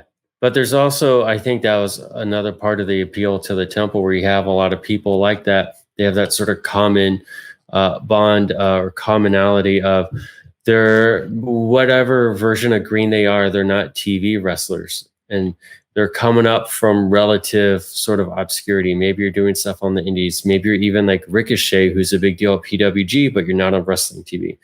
And everyone proved themselves. And then you have people like her. You have people like Marty, you have Killshot, Swerve, you have all those people. They come up and they make a name for themselves. Yeah, and Swerve was like killing it on the indies, and nobody knew who he was back then. And nobody. That was amazing to me, because I'd seen a couple of his matches, and I was just like, this dude is fire. He could have been champ if he wanted to stick around, and it's just, you see them take the steps, but you see them earn each promotion on the card. And there was that bond between the fans and the performers and the wrestlers. Because here's another reason why. Speaking of Killshot, we get his intro package, the "Who is Killshot?" Very package. John Wick, by the way. Very John Wick. I enlisted the day I turned 18, a sniper with 37 confirmed kills, captured for 13 months, then escaped from a Tom Clancy movie. Just boom, shooting people point blank in the face. And he looked real good with a gun. I don't know if that was a stuntman or actually Swerve in there, but it looked great. I don't know. Yeah. And then he gives us the whole thank God for this little storyline nugget. And I don't think this was originally the plan, but he says that he made it out, but doesn't know if any of his brothers did. And one of those brothers, we find out later, happens to be AR Fox, which is a damn good thing, because AR Fox is the shit. Yeah. And so now he's got no identity, man with no face, which explains his mask. It's a good backstory of having a non-luchador come in as a masked wrestler, even though we now know, of course, that Swerve absolutely hated that at the end of the day. But it was great. I mean, like, you're bringing in a black dude as a luchador who escaped a prisoner of war camp or something in Kandahar. Who knows? But it was fun. It's like a little Clancy. I think it was Santa Clarita. I think it was up at Santa Clarita. Very much. Anyway, it was a good package. We see some of these later with the Taya Perfect Woman package. We saw the Darewolf one. They're doing such a great job of doing these. Hey, now you should care about this person. Yeah, vignettes. I mean, and instantly you do. And so then we get a famous B vignette. If it isn't El Pequeño Tigre Blanco, that's the little white tiger, right? Is that what that means? Confirm.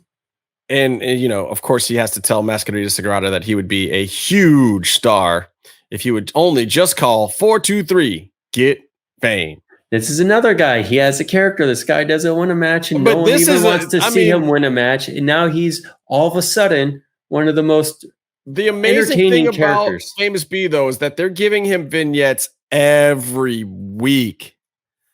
Every week, Brian's getting another freaking vignette. That blew my mind back then, because he was a guy that you would see like the opening match at PCW or something. Like he was he was not a big time wrestler by any stretch of the imagination. Like, good kid, like everybody liked B. But at the same time, nobody was ever like, hey, B's going to be a WWE superstar someday. Like, no, he's a guy with a day job that would come out and wrestle on the weekends for shits and giggles.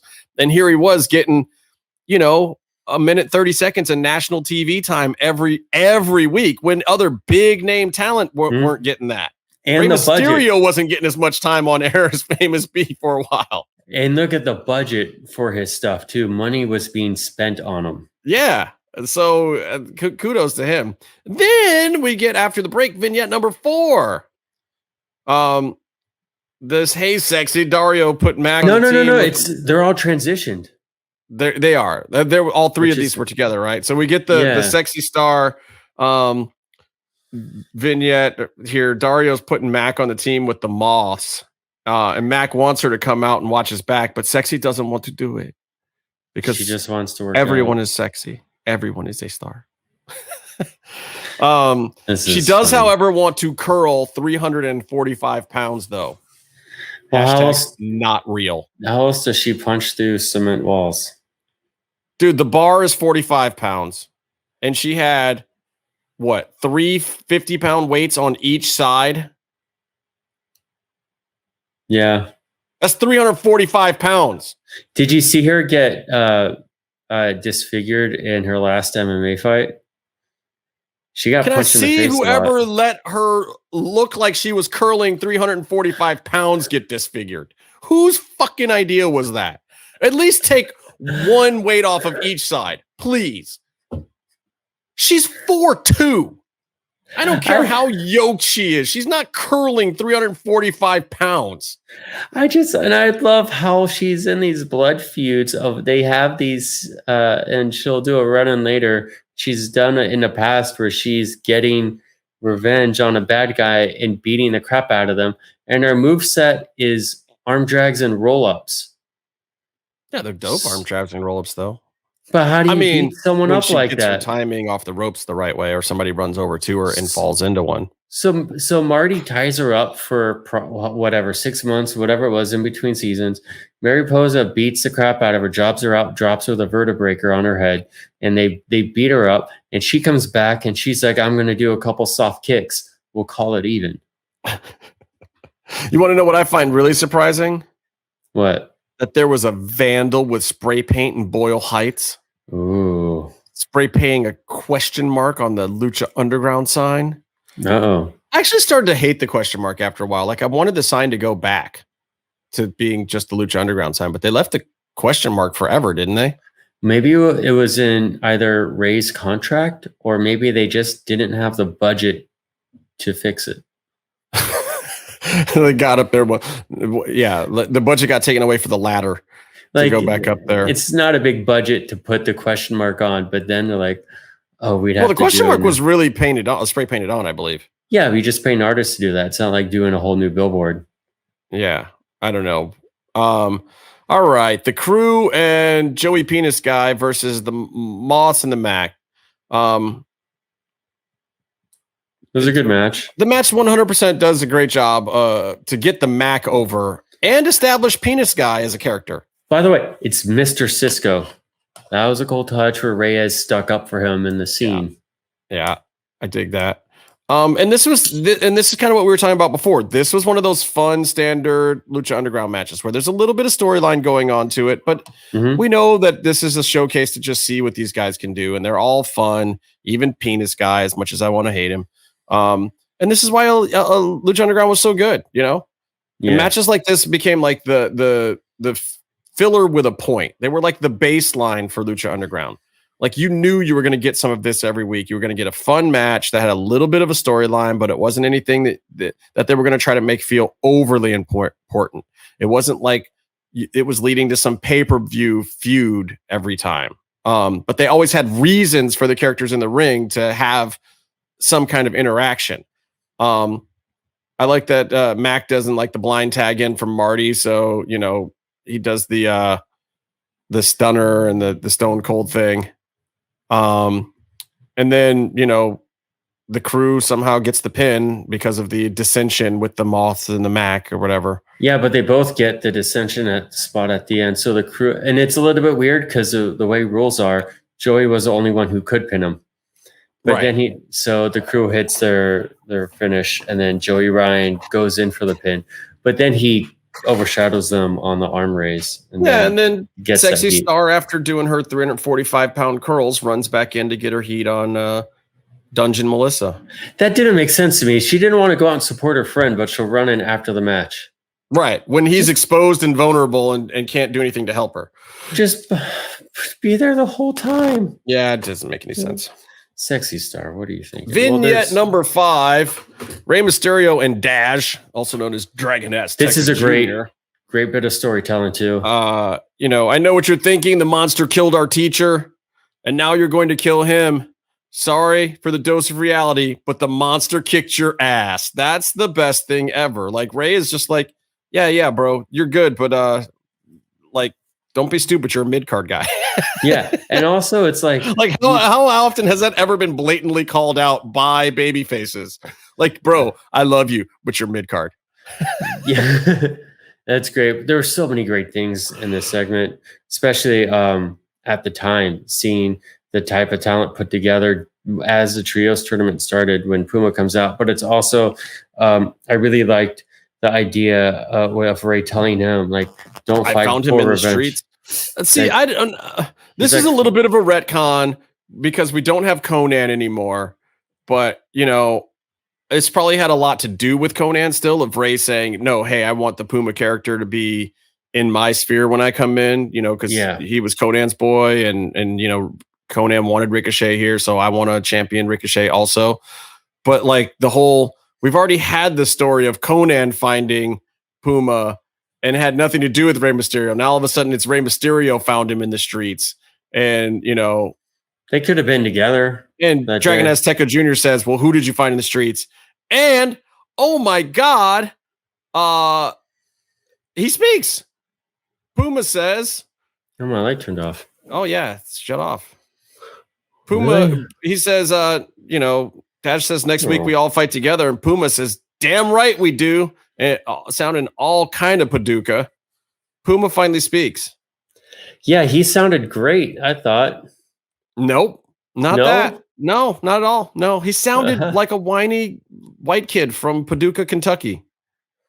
Well, I mean, damn right we do. That's exactly how he said it. Oh, damn right we do. Look at my shutter. Damn right we do.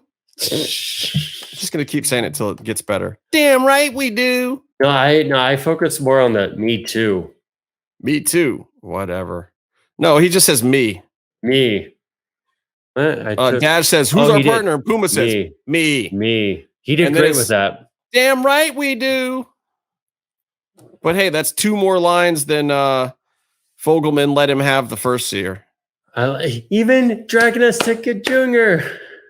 still has more lines. Ray Horror's got vignettes on top of lines. Look, he might sound like a stupid white kid from Paducah, Kentucky, and definitely not like a Latino from Boyle Heights, or a black person for that matter. But at the same time, he's still definitely twice the wrestler that Io Shirai is. I don't care what you say. I don't know about that.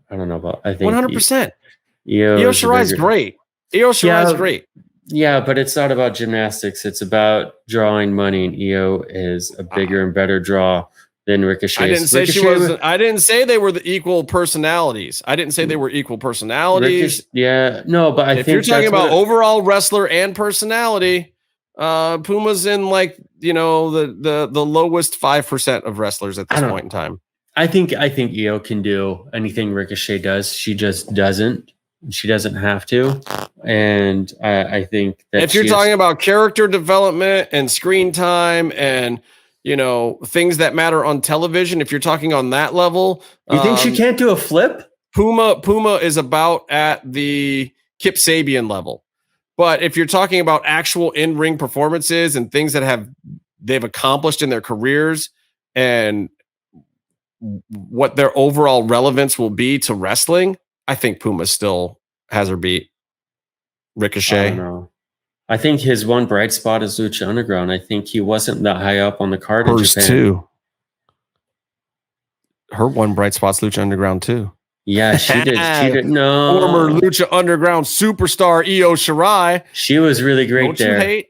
But she also was like the draw of NXT for a while too. Well, which she did much better at NXT than he did. Yeah, he really can't say that. Anyway, but so let's get to the namesake episode of this episode, because this episode's called Bird of War. So obviously we have to have Phoenix, and Phoenix is going to get a giant win. Rey was in a Batman mask, by the way, which is a form of a bird. Or a form of copyright infringement, depending on how you look at it. Every costume of his is copyright infringement. He is more Mexican than he's from San Diego, right? Well, he won't have to worry about it now that Discovery Channel and Warner Brothers are merging. Yeah. And HBO, it's going to be HBO Discovery Plus Max. Hey, so how about the Eater of Worlds? Matanza. I'm sorry, Matanza. Was Matanza the Eater of Worlds before Bray? No, I think he was. Was he? I don't know. I don't know. Dario's already doing better ringside as a manager this week than he did last week. Like, yeah, you could tell that they watched it and it was like, oh yeah, it's pretty good, Luis. Let's do this and this. And he's like coaching a little bit now. Now he's holding up the key. Like, they're writing him in as an actual manager, and I think they're actually telling him what to do. They're probably having him come when they're laying out the matches and agenting him as well, because there were some very specific manager spots that he's starting to do now. I think he definitely got some notes in between the two tapings, which I think were a week apart. And he's like screaming "sangre," which is blood, and like remember your mother. Mom. Yeah, all that stuff. It's great. He's not freaking Bobby the Brain Heenan yet or anything, but I think this was part of the appeal of Dario. And I think a lot of people really gave Luis shit before this. Some people in the audience, I still feel like weren't completely on the Dario side, on the El Jefe side. You have just him as a character or what they were doing with him. And like, he got eaten up a few times during the first season. He was getting the Stone Cold whatted up. He was getting a few, he was getting beat up pretty good. He got his cherry popped. But so we named this episode Bird of War, and Phoenix pretty much just gets squashed.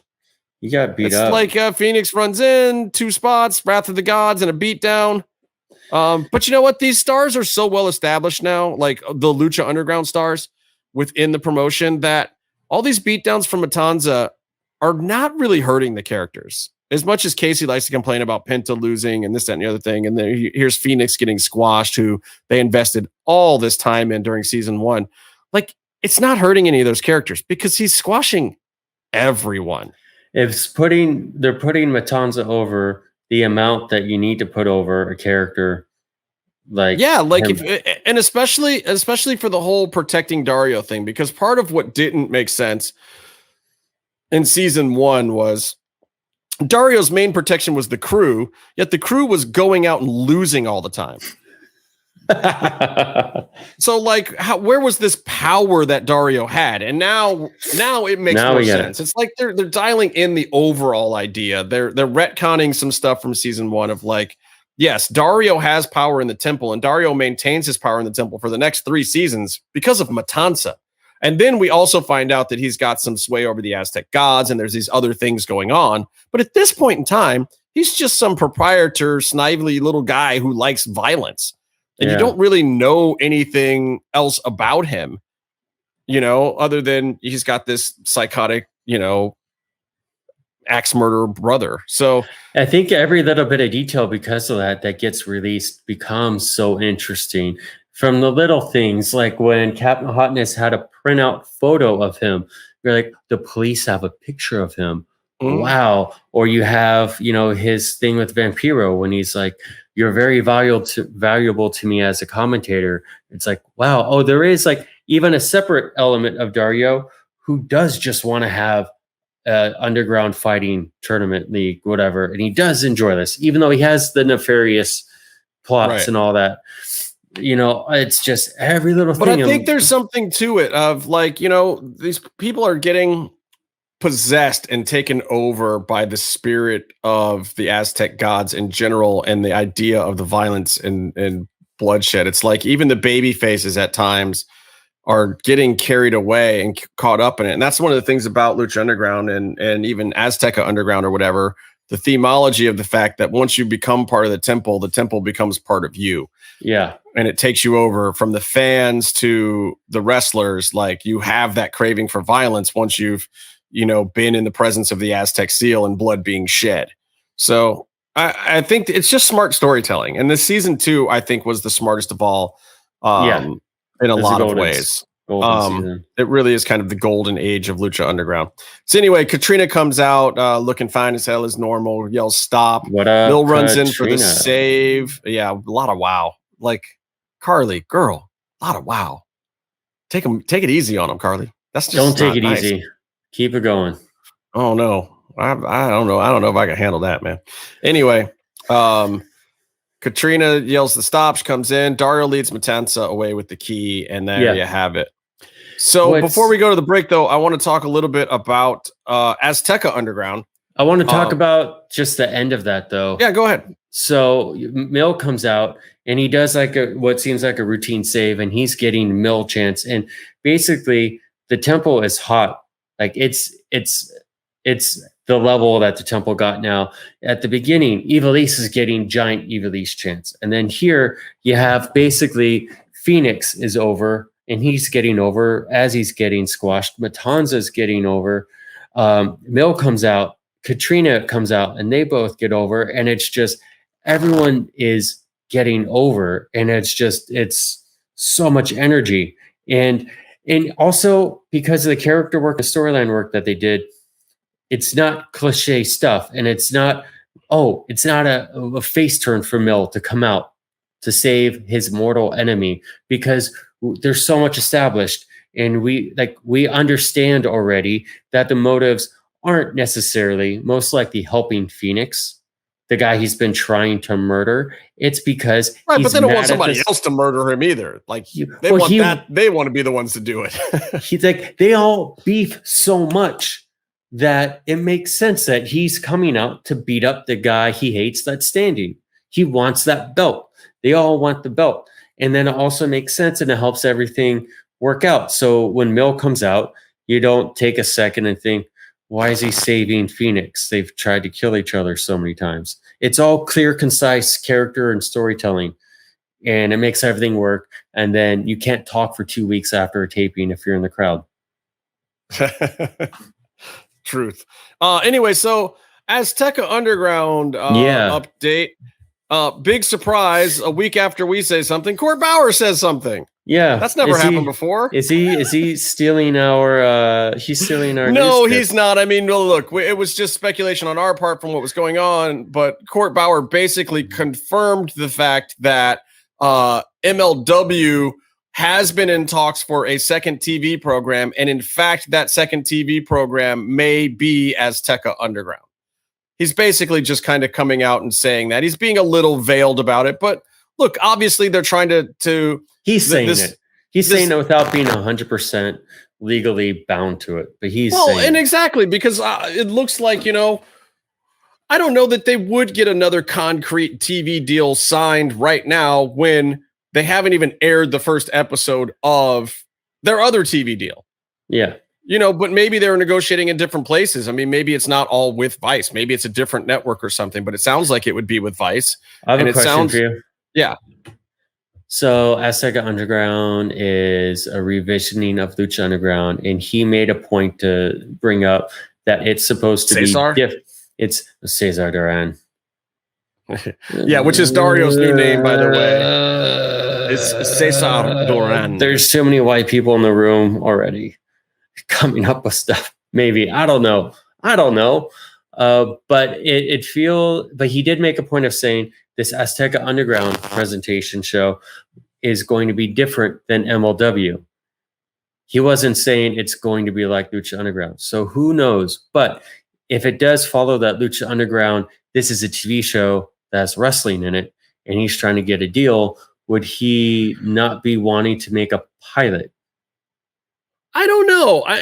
Again, I think Court's more of a wrestling guy. You got to look back at what Lucha Underground was when it started.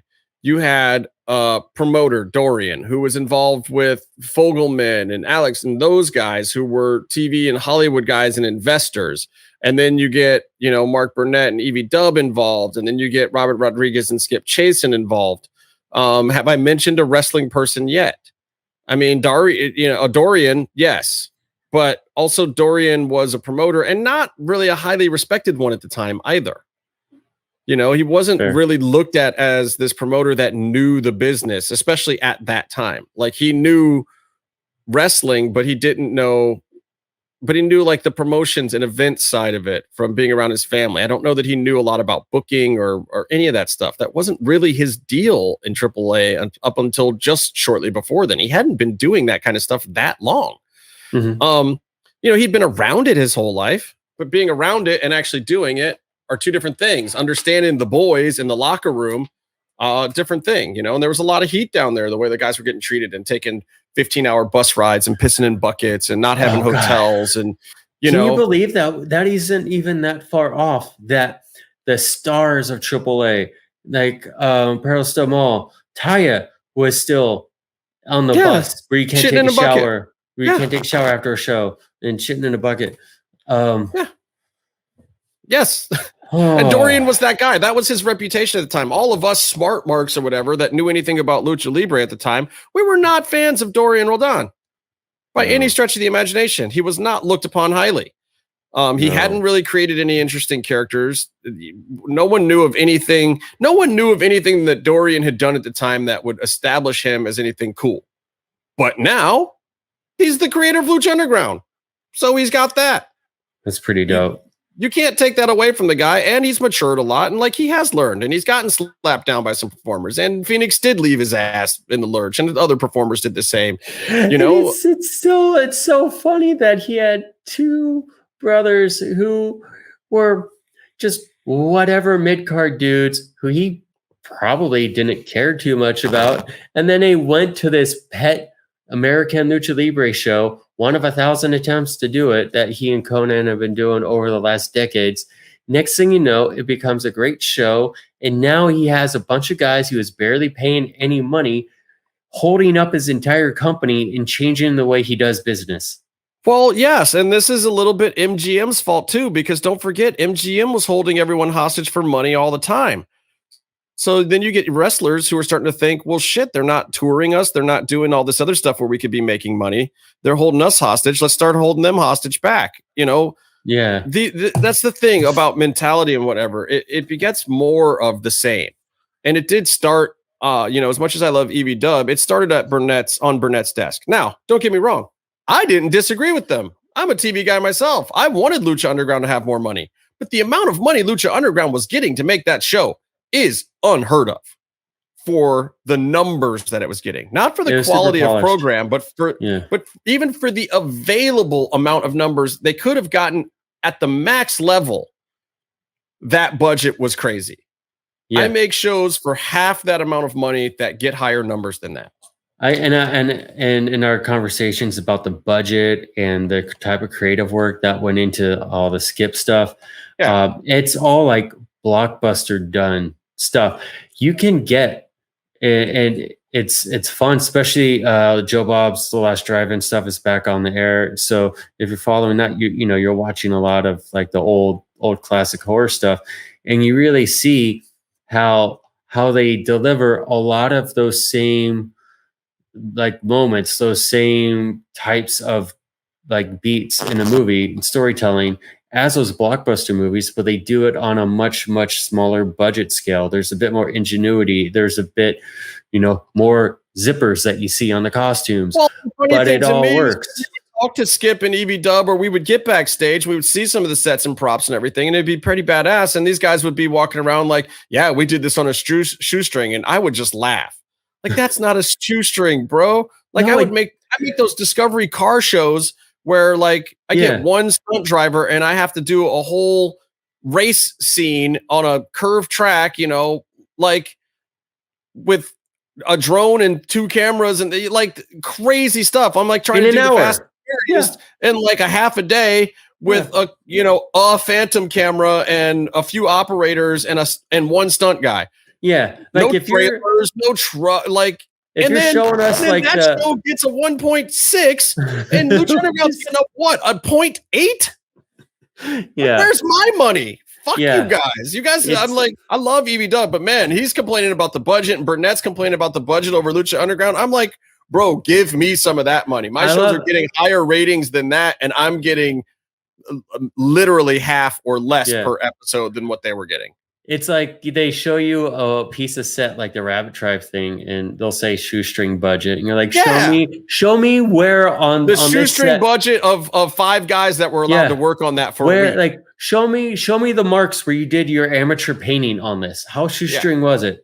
Huh? Like how late were you painting that, Evie Dub? What time did Joseph go home that night? You guys didn't paint that shit yourself. You know what I did yesterday when I was working on my show? I had a Top Chef champion that we were filming there's some stuff with, and you know who was dressing and greeking the kitchen? Me. I had the roll of tape. I'm the one blurring out Quaker Oats at 6 a.m. so I can go and direct the scene in the kitchen. That's, and talking about this, that's really what I would love Azteca Underground to be. I would love it to be like the B movie version of Lucha Underground. I think it's going to have to be. I mean, look, for the record, I want Azteca Underground to exist. Yes. And I mean, go overboard. Like not like, XPW is ECW with porn stars and the rest of the hardcore people who didn't work in ECW. I want Azteca Underground to like go to the horror conventions and get the B movie actors. Have them come in, have a guy. Why not? It depends on where and how they film it and what the budget is too, though. It's like, I mean, look at MLW. What do you imagine the budget is for MLW right now? Even going to Vice, I'm sure they got a little bit of bump in money in production, but I can't imagine that an Azteca Underground can afford much more than MLW. Yeah, but what cameo on Lucha Underground besides probably Dario did they pay a lot for? I don't disagree, but there's also a coolness factor there. You don't have Robert Rodriguez's name attached anymore. You don't have Mark Burnett's name attached anymore. But what if here's something I'm going to pitch. What if you hire a guy who used to be on Storm Chasers? And so if you were to go and work a day on this show for free, you could also ask him questions about tornadoes. You're putting yourself over for Azteca Underground. I guess if you're looking for one of those guys, I'd be near the top of the list, and I'm happy to submit my resume. Wow. I see. This is where you've been going for weeks. I get it. Just call up Court and ask him for a job, bro. Yeah, I'll call him right now. Call up Court. If you're going to work for free anyway, shoot him a DM. Be like, Court, look, I'm going to come save your show for you, bro. I'm going to hold on a second thing for you. If I'm working for free. I don't work for free. I don't work for free. Do you see the stuff in my ceiling? Those are lights. No, but I'm saying you said you were going to pro bono a day and show them what you can do. I'm saying the actors work for free. Oh, you want the actors to work for free, but you want to get paid. Yes, that's how it works. This is what I'm trying to tell you, Byron. What the fuck kind of money is it that you think Court Bauer has sitting in his Philadelphia money stacks? Well, when I make a show super successful and keep the budget super cheap and not pay anyone. I'm just saying the first paychecks, they haven't even delivered an episode to Vice yet. Yeah, let them deliver, hit some milestones, because there's milestones in television where you hit the milestones and then you get more money. There's a way that it works that I know a lot of people don't know, but you're a TV producer. I hope you understand these things. I know that. I also know they got to build up some money, and they might get a little bit of pilot money for an Azteca Underground. And yes, if they do, they better make the first episode probably cooler than they can make the rest of them if they're going to actually have a separate show. Oh, for sure. But at the same time, look, I mean, Lucha Underground was getting what, $425 an episode? I gotta imagine that Azteca Underground is going to be made for $55,000 an episode. Yeah, including the wrestling. Not half the budget. Yeah. How much money do you think Court Bauer pays to make an episode of MLW? They have a professional setup. You think he pays? that's already paid for and there and done. You think that he's paying more than $100,000 an episode? Do you think the budget? Do you think the budget for MLW is more than $100,000 an episode? It can't be. No, but how are they going to film the matches? The same way that MLW does. Oh, They'll get enough money from a TV deal to get $50,000 to $100,000 an episode, maybe. Oh, that's got to cover talent, production, editing, music, lighting, stunts, makeup, food, travel, hotels, everything. If they film like it's the MLW presentation is great, it's unique and it represents them well. But if they do that stuff with the Lucha Underground, with the Azteca Underground, I don't know if I would watch it. Maybe you won't. Maybe it won't be good enough. Maybe. But I contend that if you're going to do this and you're going to do it on a real shoestring budget now, that what you're going to need is what we've heard Conan talk about before, which is some great up and coming Lucha Libre guys. You're going to have to find a way to tell those stories and get those storylines moving. And you're going to have to do it on a gimbal with an A7 in an office with a bunch of stuff on the walls and a Red Bull, because you might not get a whole lot more than that. Yeah, you can do that. You can do that fine. Just know where to point the camera this time. Well, and I'm not. Look, AEW has a hell of a lot of money for their stuff, and they can't figure out where to point the camera. WWE their production team is DDP's team of marks. Whatever, but I'm saying WWE has great directors, knows where to point the cameras, and cuts it like shit. It's like it's unwatchable how fast cut the whole thing is. By the way, AEW still keeps putting someone on the stage to talk to someone in the ring, and they still haven't figured out how to shoot the cross of that. 2, they haven't figured out if it's in the script it's happening to have a guy there waiting. It is painful. It is painful to watch ECW and Lucha Underground and then go watch these other shows, because ECW, even though they only had like 2 hard cameras in one ringside or something, it was edited. People forget that Hardcore TV was typically edited. It wasn't live cut. They'd go back and recut it. And it was the same thing as Lucha Underground. You saw the right thing at the right time. And they featured the hard cam a lot. You just saw, a shot from corner to corner of the ring most of the time. And there's nothing wrong with that shot. It exposes the business less.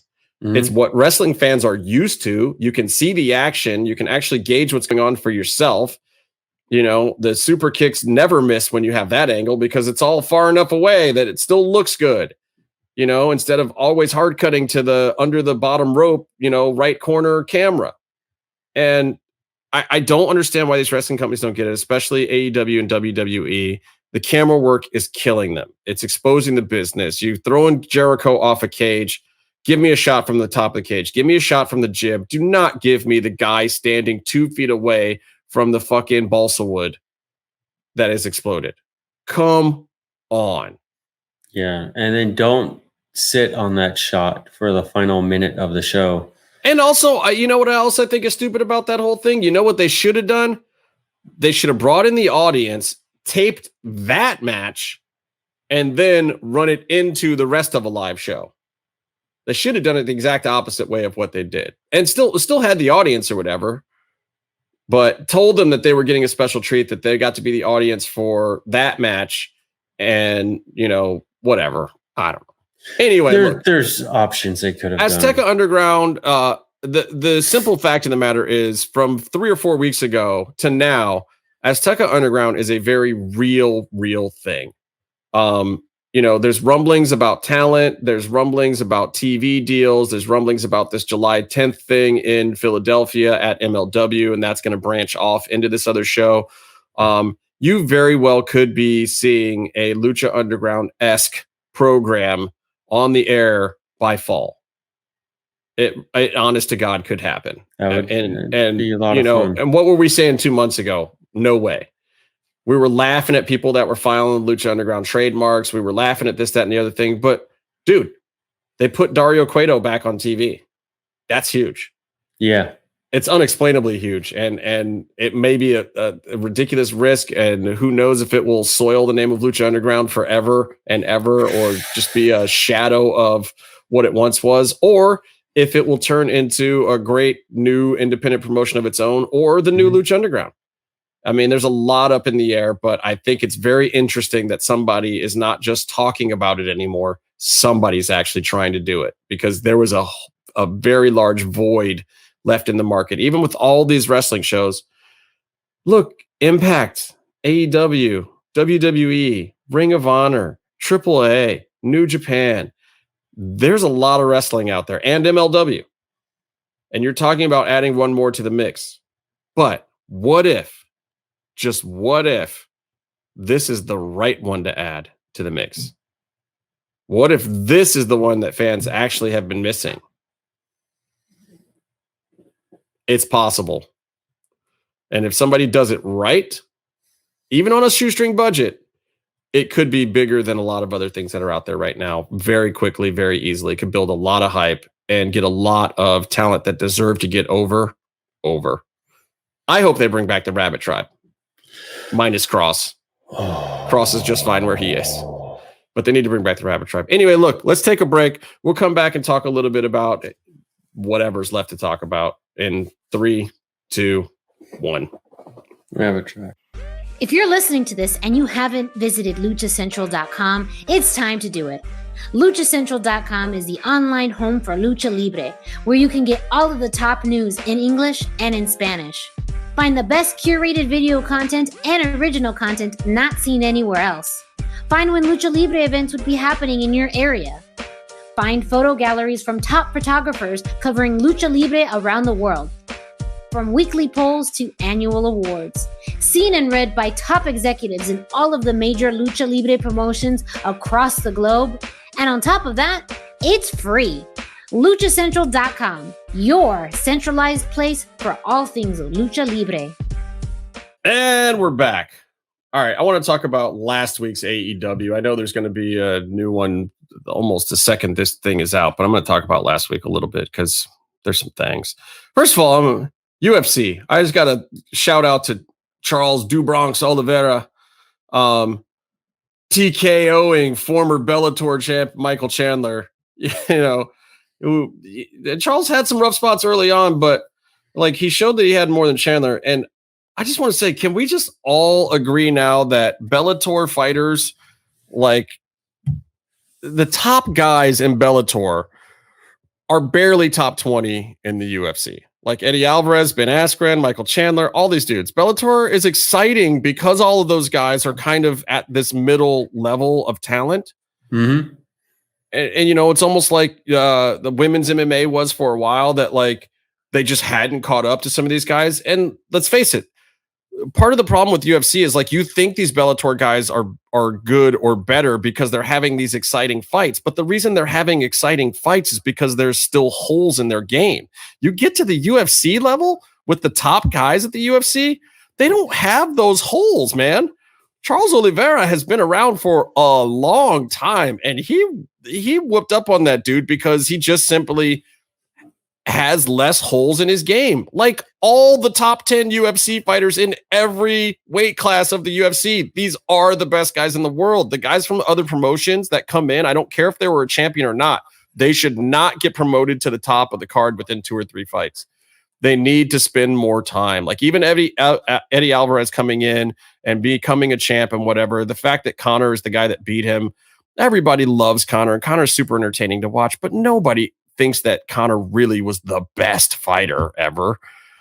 Like, anyway, beside the point. Congratulations to Charles Oliveira. Bellator, great promotion, fun to watch. Stop thinking your guys are like the top guys. It's also like the AEW people. It's like people thinking that, the top guys in AEW are worthy to go up against Roman Reigns tomorrow or Bobby Lashley.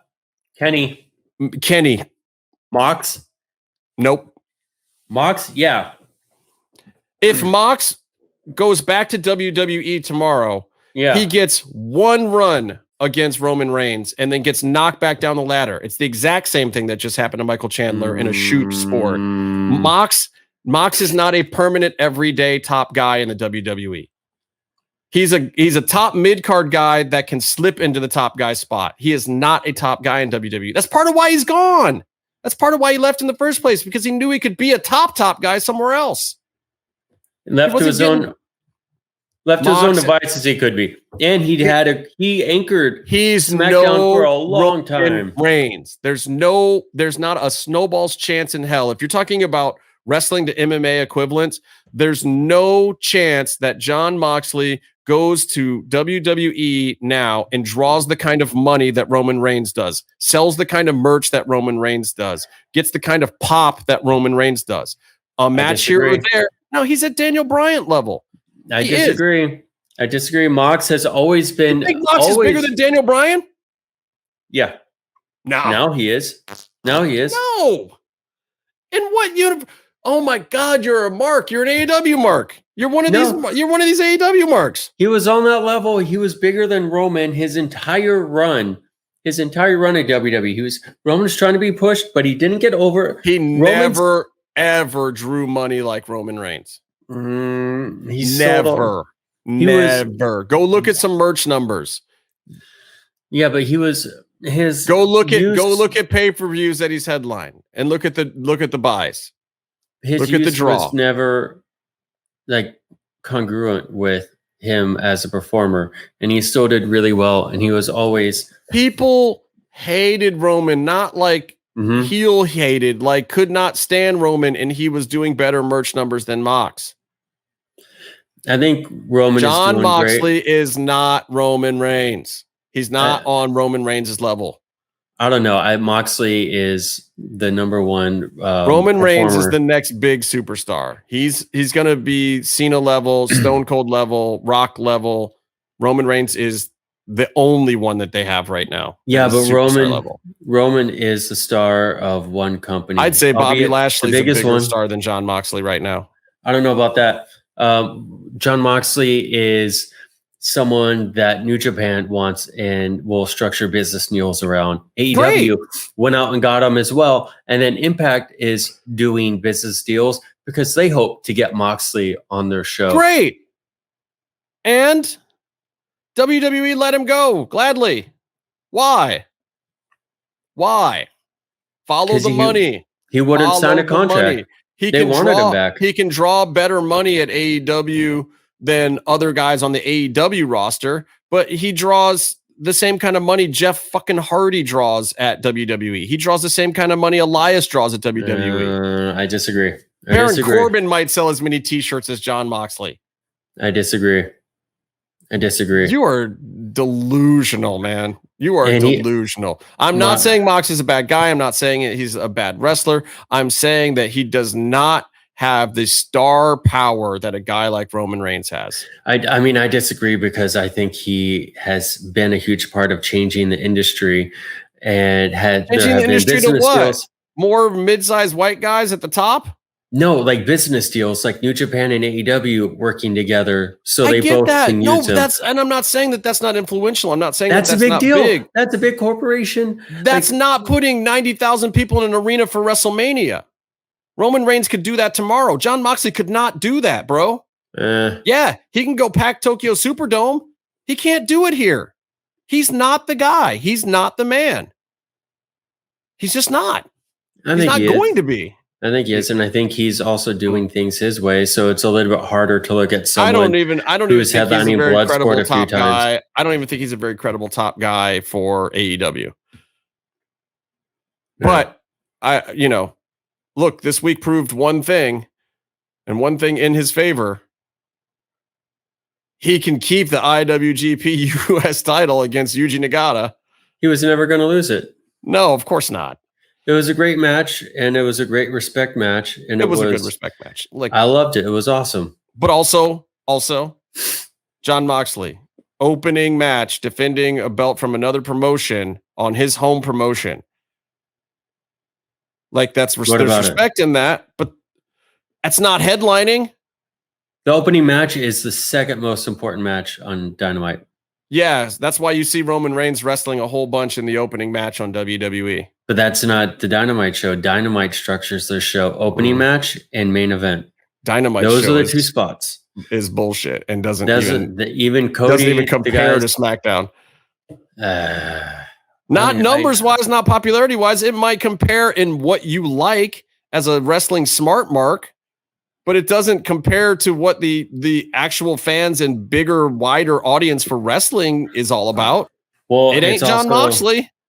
I mean, you can't compare. I think Kenny Omega's getting over. I think Young Bucks are getting over. You can't compare the two companies that precisely. You look at how they exist on their nights. All of them are being number one and getting number one in cable, which is great.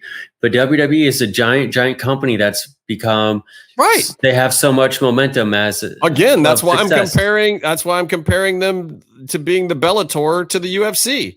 And who knows? And the top guy at AEW, the top guys at AEW, the average top guy there cannot go into WWE and be a top guy. Just like the top guys at Bellator can't go into UFC and become champs. But who can go in and be a top guy? You have Ricochet, who was the top guy at Lucha Underground. Right. The big guy in Japan. He's a nobody in WWE. That's what I'm saying. You can't do it. Well, you know who did it? You know who's going to do it and who's doing it right now? Who? Cross and Santos Escobar. In NXT. They're in NXT. I think time will prove out that Cross very much can do it because he's very much what they're looking for. I have a concern. Yeah, but I have a concern with him. Well, I mean, I have two concerns with him. I consider him a friend as well, and I want nothing but the best, and I don't want to. And he better sign our action figure soon. As soon as you get that miffed up one fixed. Getting one fixed. I just sent it to get replaced. But soon, I don't want him mad at me, and I don't want to unfairly criticize. But I don't like his forearms, and that's what he's doing as his finish. And I think they look horrible. And I also think risk versus reward. He's probably nearly killing people with them as it is when he's going soft on them. So, like, if you were to tighten him up and make him look good, he probably would legitimately be murdering people on Tuesday nights, and we don't want that. So, I have a problem with that. I also have a problem with he just doesn't seem to have that backstage asshole Shawn Michaels factor of looking out for himself and kind of being the guy who'll step on. And like, it's great. He's a great guy, and he's trying to learn, and he's just trying to be a good, he's too nice with his business, but he's a product of this newer generation. He's a product of the playing video games in the hotel room, but you need out at the bar being an alpha male and being nice and doing good business with people. But you gotta look. But they're all like that now. Yeah, but you just like you watch an old match, and it's even like a Shawn Michaels Razor Ramon ladder match. And you see them comment, they're best friends then, best friends now. And you see them talk about the match then, about how they're still trying to get over on each other or like trying to get their stuff over. Like Razor was like, Scott Hall's like, yeah, I saw, Shawn was really upset about the belts not being hung right, for the finish. And it's like, and he was really upset and talking to the ref about it. I wasn't going over, so it wasn't my problem. Look, here's what and it's just like you don't have that now. You could still be friends and still that's your competition. I know what fixes that. What fixes that is an end of COVID, a return of house shows, Cross going up to Raw and feuding with Randy Orton, but in the old way. Not even the old way. I'm talking like you work towns together. The 3 or 4 years ago kind of way.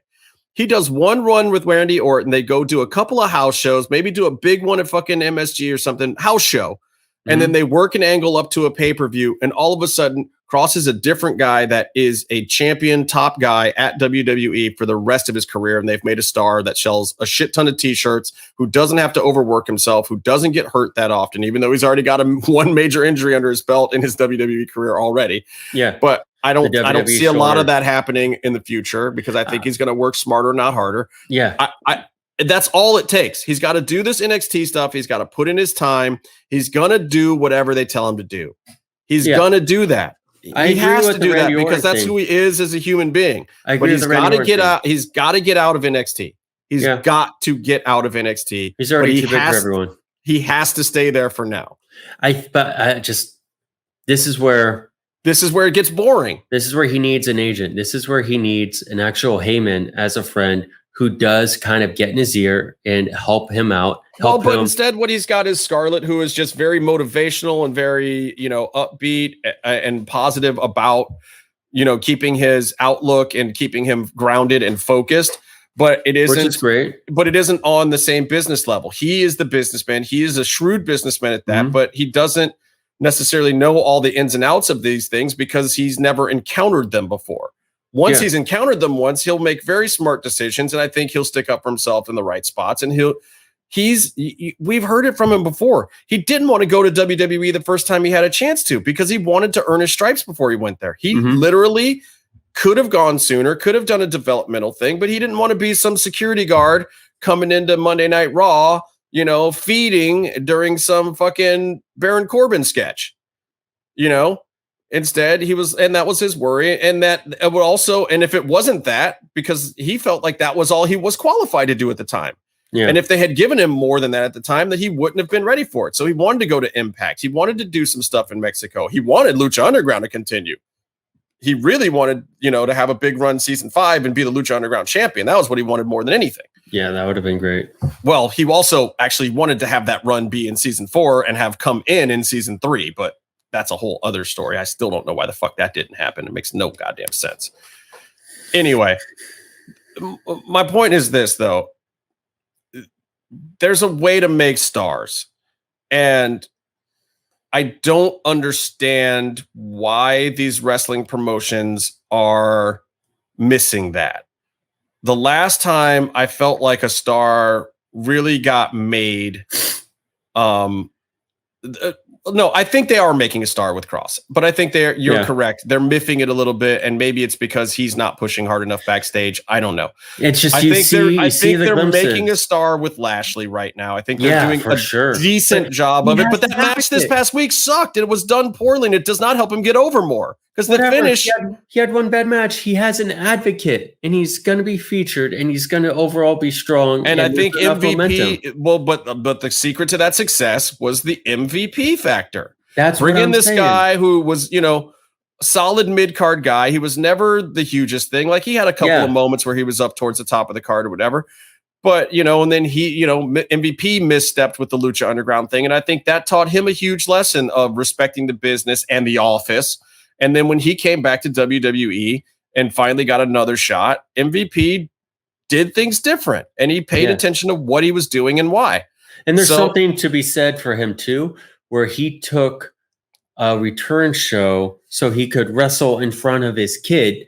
And he's turned it into what's been a tremendous run by Bobby Lashley. This is how things happen. It's part of why you never say never in wrestling. I mean, and now he's got the softest ride ever. He's not out there bumping every week. Mm-hmm. He's still in good enough shape where he can take a couple of bumps or do a match or whatever. And when they first went dark, when they first went no audience, MVP was the whole fucking show. I mean, they were anchoring 5 or 6 segments a week on Raw with no audiences and making them exciting. He was cutting promos like there was 40,000 people out there. But he was the guy who wanted it. He was the guy who needed it. And he made Lashley want it and need it more. Yeah. Lashley, it felt like he was getting shit on forever. Like he did the whole Impact thing. He came back and, they have him out running obstacle courses, doing chin-ups instead of having matches for a while. They had him doing the weirdest stuff. And he was getting a little out of shape for a while, too, because you remember Lashley was blowing up in matches for a while there. Mm-hmm. He slimmed out. He trimmed down the muscle a little bit. He got a little more cardio in. The guys actually started wanting it. And look at the breakup too of the rest of Hurt Business. They're playing that into a great angle now. Now Cedric and Shelton are doing, Cedric cutting that fire fucking promo. What? I'm just saying, like, these guys are hungry. They want it, and somebody in the back is actually writing for them or letting them go into business, one or the other. But the shit is working, but it's so rare. I mean, before those guys. Who have we seen get made? MJF, Pentagon, back in Lucha Underground. Mm-hmm. Ray. So MJF, I think is a new superstar that just got made. And given he was doing some of that stuff in MLW and other places, and like clearly he was a budding talent. But he was no more compelling than Eli Drake on an indie show. Yeah. He's just a guy that you could look at and be like, oh yeah, that guy's a wrestler and he's good at cutting promos and he'll be somebody someday. But AEW took advantage of it, put him in the right spots. Jericho took him under his wing. And next thing you know, MJF is a bona fide fucking superstar. That guy's going to be a top guy for the rest of his career. He's like 24. He's beat Jericho twice, one in that, blood and guts match. And he was the finish of that. And then now he has his own stable. And he's just, now he has the resume behind him too. It's the thing I always say. You have to be prepared for luck. Right. MJF was prepared to get lucky. I don't think Pentagon was, by the way. I don't think Pentagon was prepared to get lucky at all. I think Pentagon luckily got prepared after he got a good lucky break. Lucha Underground was really great also because it wasn't like weekly shows. So they would do a bunch of stuff and course correct for 3 months and then tape some more, timeline like that. It was good. Well, he got lucky that the crowd was very accepting of him and glommed on to a couple of his hot Spanish promos early on and his Zero Miedo thing. And then the arm break thing happened and it was gangbusters. Yeah. There were 2 big moments from this past Dynamite for MJF, which I thought were tremendous though. One was he had the ring and they had the Florida models in the ring. Yeah. And he had 2 of the models kiss the ring in front of him. And he was looking at it like it looked like a still from one of those videos Casey's probably watching with his door locked right now. And then Wardlow is on the couch, like smiling, like he knows what they're referring to. And it's classic. And then there's a promo where someone brought up all the hot babes in the ring. And he just looks at the hard cam, just goes, yeah. He heals out everything. There was some that was good stuff. What was the other stuff I was going to say about freaking AEW this week? Hold on, let me get my notes back open here. I thought AEW was fun. It wasn't a bad show. Oh, Cody Rhodes doing the one night only. Oh my God. Double or Nothing. He's going to be the American Dream against Anthony Ogogo. It's so Vince McMahon, the American versus the foreigner. But at the same time, I'm not mad at it. I also think he needed to use it so he needed to somehow be use a babyface again, so he could get the trademark on it. Because I think it got declined because he couldn't prove that he was using it at all. The American Dream. Well, I mean, let's put it in this program. Like he doesn't want to take his dad's gimmick, but at the same time, if he wants the family to have dad's gimmick, he's got to start staking a claim on some of this shit. Well, it's great business stuff. Like at least own as much of his dad's intellectual property as you can. I mean, he's just going to sell it all back to WWE when he wants to get put in the Hall of Fame in 10 years anyway. Which is not it's a smart idea. Cody at some point in time, I firmly believe, will go back to WWE. I would hope that it would be at least a decade, but we'll see. Having kids is going to change that, dude. You watch. Well, also, I mean, that's AEW hopefully builds themselves up to be like a WCW type business competitor to WWE. I don't think it's possible. I hope they get big enough to where both companies are viable options. It's not such extremes. Here's the thing. WWE is a publicly held company. What's going to happen is eventually Vince McMahon is going to die, and then the corporations are going to take over, and they're going to make it even more of a huge machine. Yeah. I think you're going to get more creative stories for a little while, but I think you're going to get a bigger business machine. And I don't think that AEW is going to be able to compete with that anytime soon. As far as places for people to work. Yeah, but I'm just saying AEW is still a mom and pop business. Yeah. It is. I just you can tell, I think in the TV show, it's a mom and pop business. It's a professional one, but it's a mom and pop. I know, and I enjoy that aspect of it a lot. But I think right now the line is pretty drawn in the sand as far as where you are going to work. Like if these are your career interests, well, WWE is the only place that offers that. Or if you have the choice, if you're lucky enough to have the choice. This is just like the WCW thing in the fact of if you want easy money outside of the WWE, you're going to AEW. And for top mid-card guys, AEW is the place you want to go because you're going to make more money. Okay, so you can still work your indies. You just Yeah, and some of these guys are getting better contracts than they had at WWE. I think those Miro's getting more. I think, a lot of but that's what I'm saying. Like, Big Show. Like if you're not the top guy at WWE and you can make the jump without, a big kerfluffle, it might very well be worth it for you to go to AEW for sure. And this is the same thing that was happening with WCW. They were overpaying guys who were mid-card guys, but then they would come into WCW and they would make them top guys. And they were bona fide top guys. But I'm not feeling that in AEW is the bigger part of the problem to me. There's some stuff like the Big Show signing I'm not a big fan of, but I also see how you have to take the gamble and sign someone with the American TV credit. So that way, when you're trying to sell your wrestling shows, can show the people. We'll see with Christian Cage. Christian Cage, to me, will set the bar for if AEW can turn into a WCW level competitor or not. They have to make something out of Christian Cage. You're taking this guy that if he was in WWE right now, there would be so much excitement about him. Right now, he would be in a hot program at WWE. They would have given him through Backlash. They would have given him a program. I don't think they had anything for him. I don't think he was going to get a program. I think, but that's part of why he left. But had they chosen to use him, he'd be in a good program right now. Well, had they chosen to do good stuff with anyone, they'd be doing good stuff. And also, they locked down a lot of people. They're not going to keep those guys locked down forever. You see them starting to let people go. I think next year you're going to see some even bigger ones get let go. We're not going and like AEW is kind of full. Yeah. So Andrade, who knows where he's going to end up besides the match against Kenny at AAA, which is going to be awesome. But Zelina is going back to WWE, which is interesting. Good for her. That's probably, if it's available, then she gets to go back and work with her husband and still do Twitch, hopefully. And then everything's fine. That's the easy thing. If she gets what she wants, it's fine, but I don't know that she will. She'll get more of what she didn't necessarily want, but I'm sure everything's great for the next 3 I don't think months. She's going to get, what I'm saying is I don't think she's going to get the freedom that she was talking about getting. I think they're just going to compensate her with more money instead, which is probably good because then they'll be more enticed to use her in more things. Yeah. But they had an investment in her, which is why it was weird that they let her go in the first place. She was one of the more shocking ones in general. Which is fair. And then if they actually want to do WWE, Twitch, social media stuff, then they should use her like they're doing with Up, Up, Down, Down. Yeah. But they should definitely pay their employees if they're going to take a $90,000 pay cut, whatever the number is. Here's let me talk about another problem I have with AEW this week. So I'm not going to get into the match. The match is fine.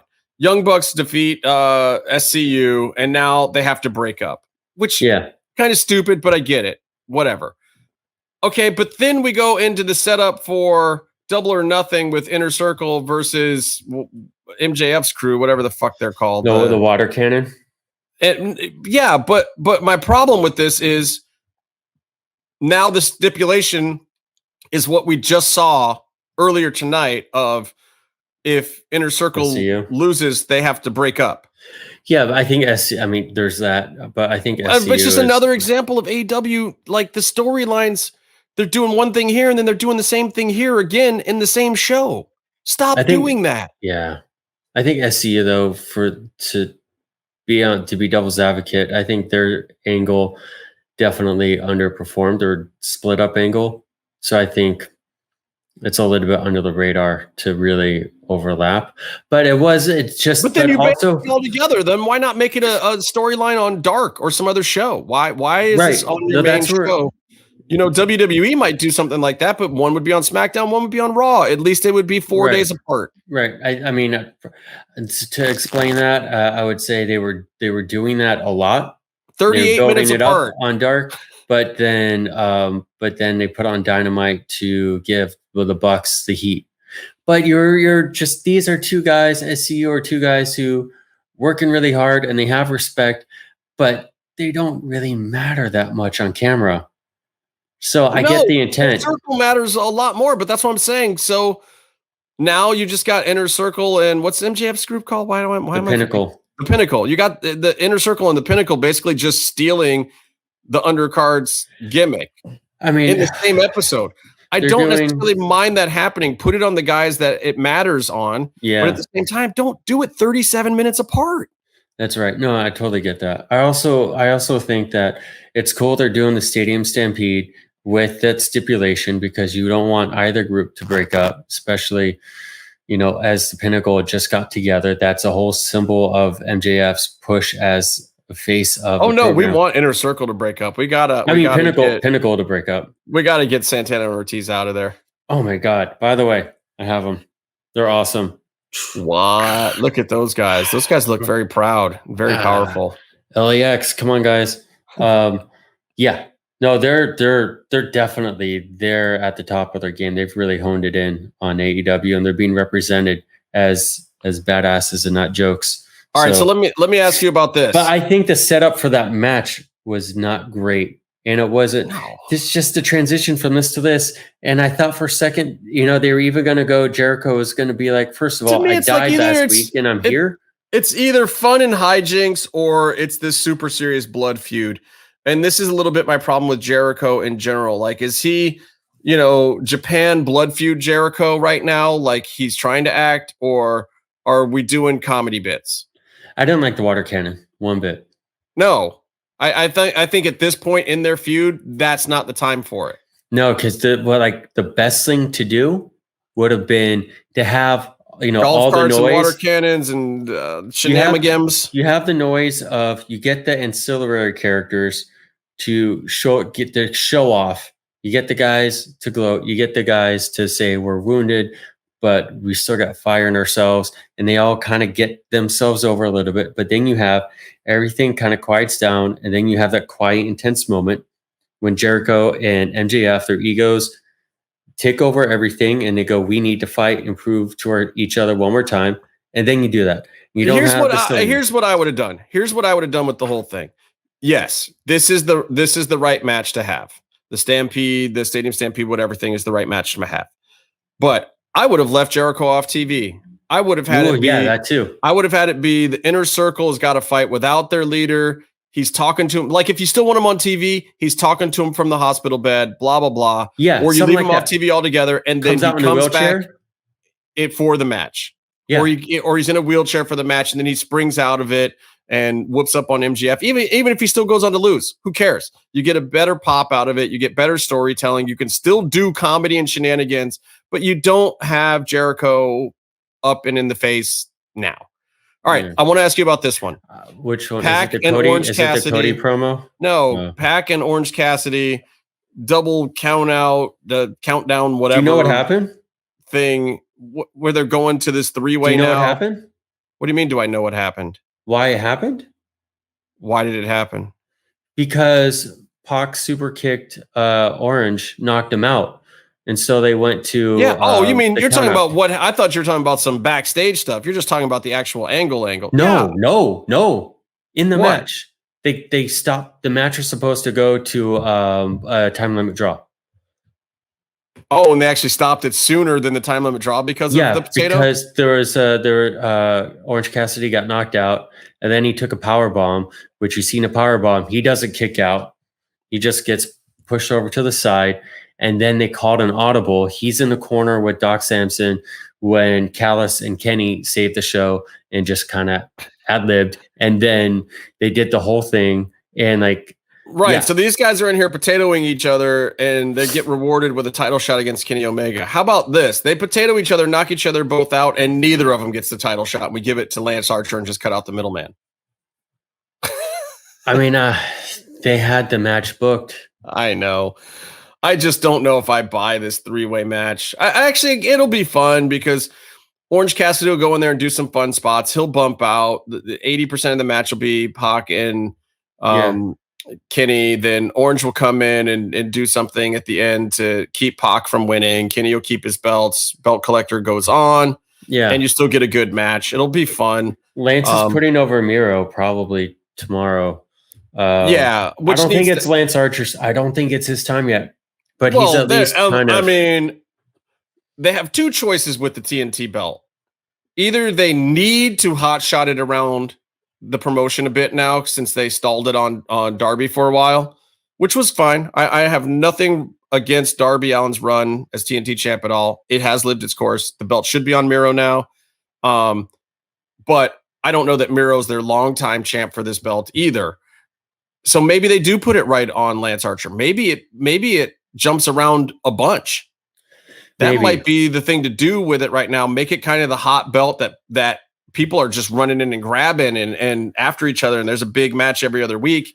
And then park it on somebody for a while. And I think then you can get more power out of your mid card.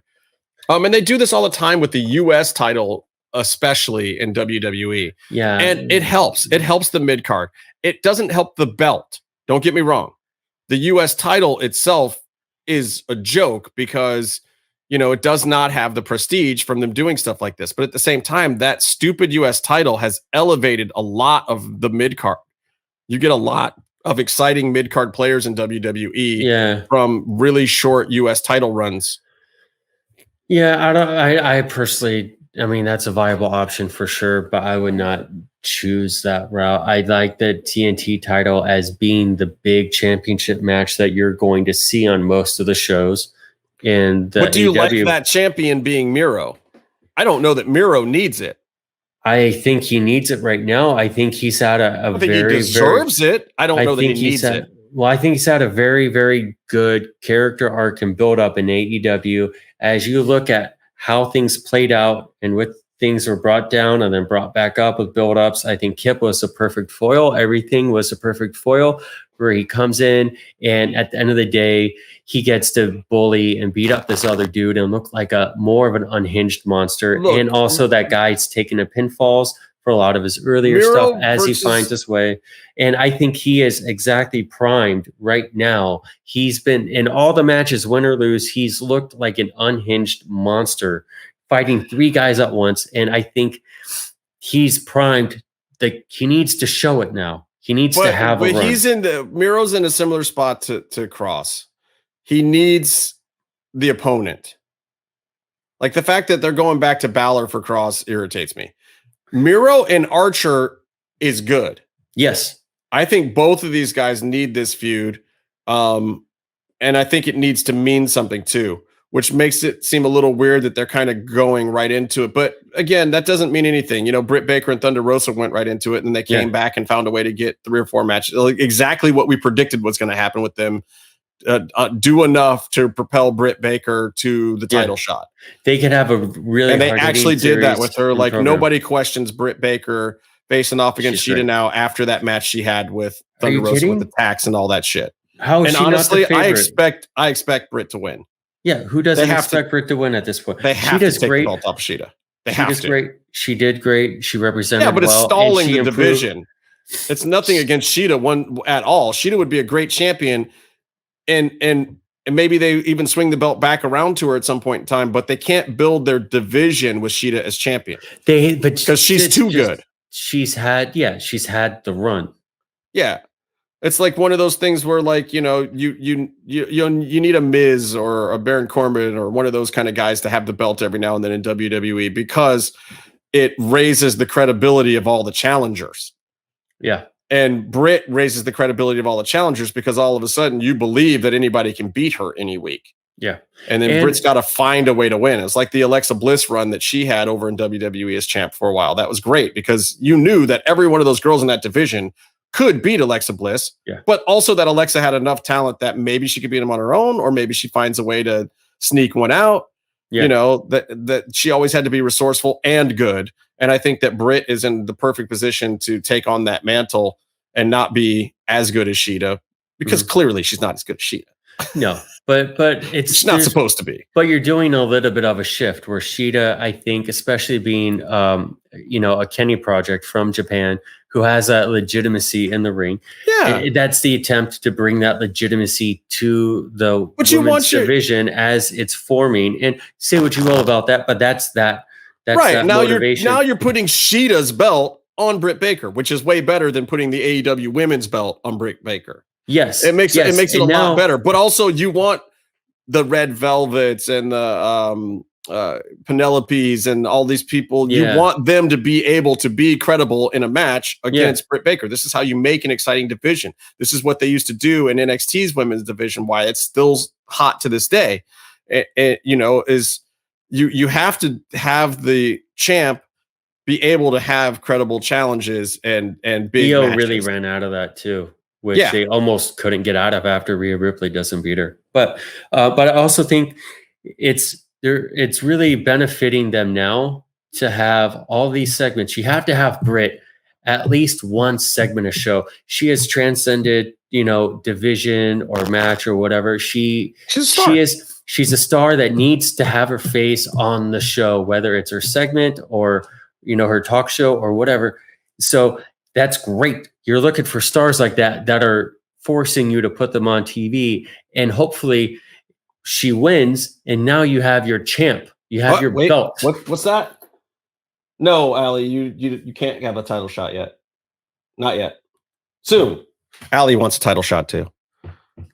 She's gotta earn it. So you gotta wait till Britt wins it, and then you have to slap the taste out of her mouth backstage.